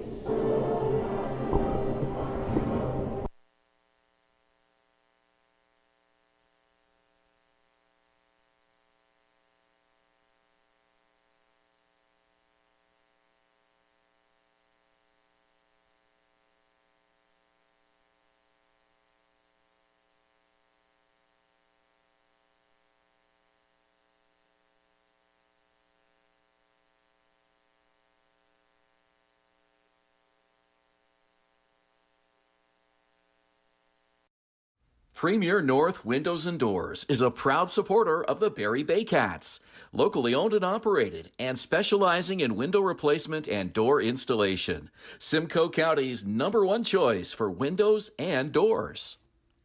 Classic Car Wash, customizing your car wash experience using high-quality products.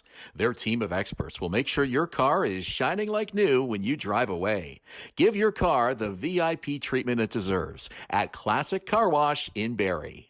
The Collingwood Brewery at 10 Sanford Fleming, producing delicious lagers, ales, and seltzers since 2014. The proud home of the Baycats Brew. Check out their retail shop and tap room, and select products at the LCBO, beer store, and grocery stores. Cheers, and go Baycats!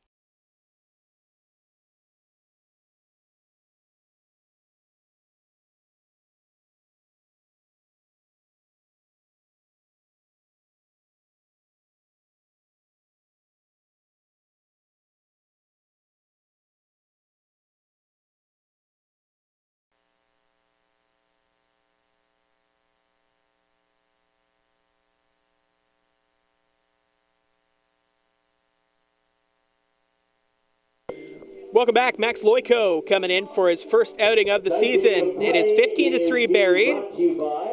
Across his IBL career, Max Loyko has 8 strikeouts, 15 walks, and 17 in the third innings. Looking to bring that total of strikeouts up. But mostly today, just looking to close out this game. Baycats have a sizable lead, just trying to close it up and win the game against big rival Toronto Maple Leafs. They'll be facing off.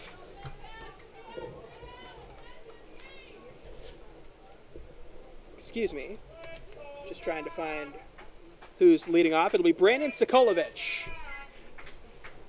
Ninth inning brought to you by Expedia Cruises in Barrie. Here is Ben Davy. Thank you, Patrick. Top of the ninth, Baycats by 12. Side armor Max Loyko making his Baycats debut. That's probably the edits, right? Loyko saw 7 relief appearances for the Baycats last season, pitched 10 innings, an 8.10 ERA.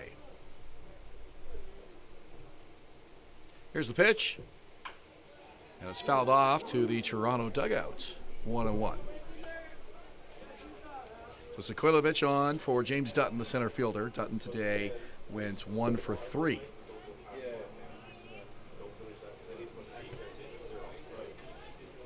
Got to have your heads up if you're in the dugout in most IBL parks because the netting does not extend down. Loyko wants a fresh set of signs from Josh Cote, and Sokolovic steps out. Saw a scary incident earlier this season in Major League Baseball where Willie Adames got hit in the head on a foul ball in the dugout, and it made me wonder if we'll see more netting in front of the dugouts in the future. Nice catch by Josh Cote on the lip of the grass right near that warning track to the left of home plate near the on-deck circle, 1 down. Really do not see any negatives to it. Yeah, really. I mean, they've been extending the netting farther and farther down the lines in Major League ballparks. Some parks, they go all the way down to the foul poles. Well, it seems a little bit foreign, but also all the gates in front of the dugouts that are there now in standard and all the, like the bar in front, that's all fairly new as well. So people would get used to it. Alvarez hits this to left field. It's right into the glove of Noel McGarry-Doyle, 2 down. Just got a little bit too much exit velo on that one. Didn't drop in time for it to get down for a single. The shortstop, #1, Jose Vinicio. Back to the top of the order for Jose Vinicio. 2 quick outs from Max Loyko in his 2023 debut.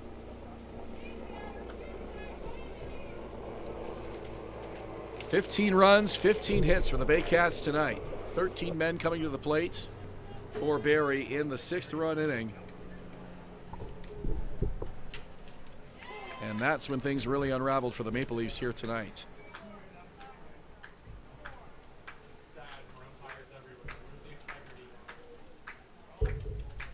Pitch to Vinicio. Swings and he fouls it back to the screen. Count is 0-2.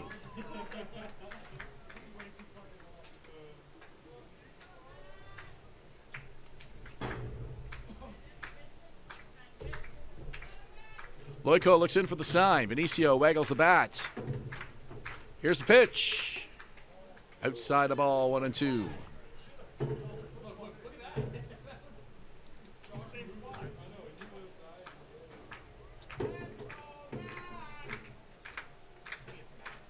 Loico's offering. And that one's behind Benicio. Knocks his legs out from under him.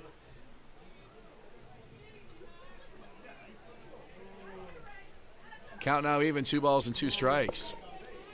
I would say that would count as a missed location there.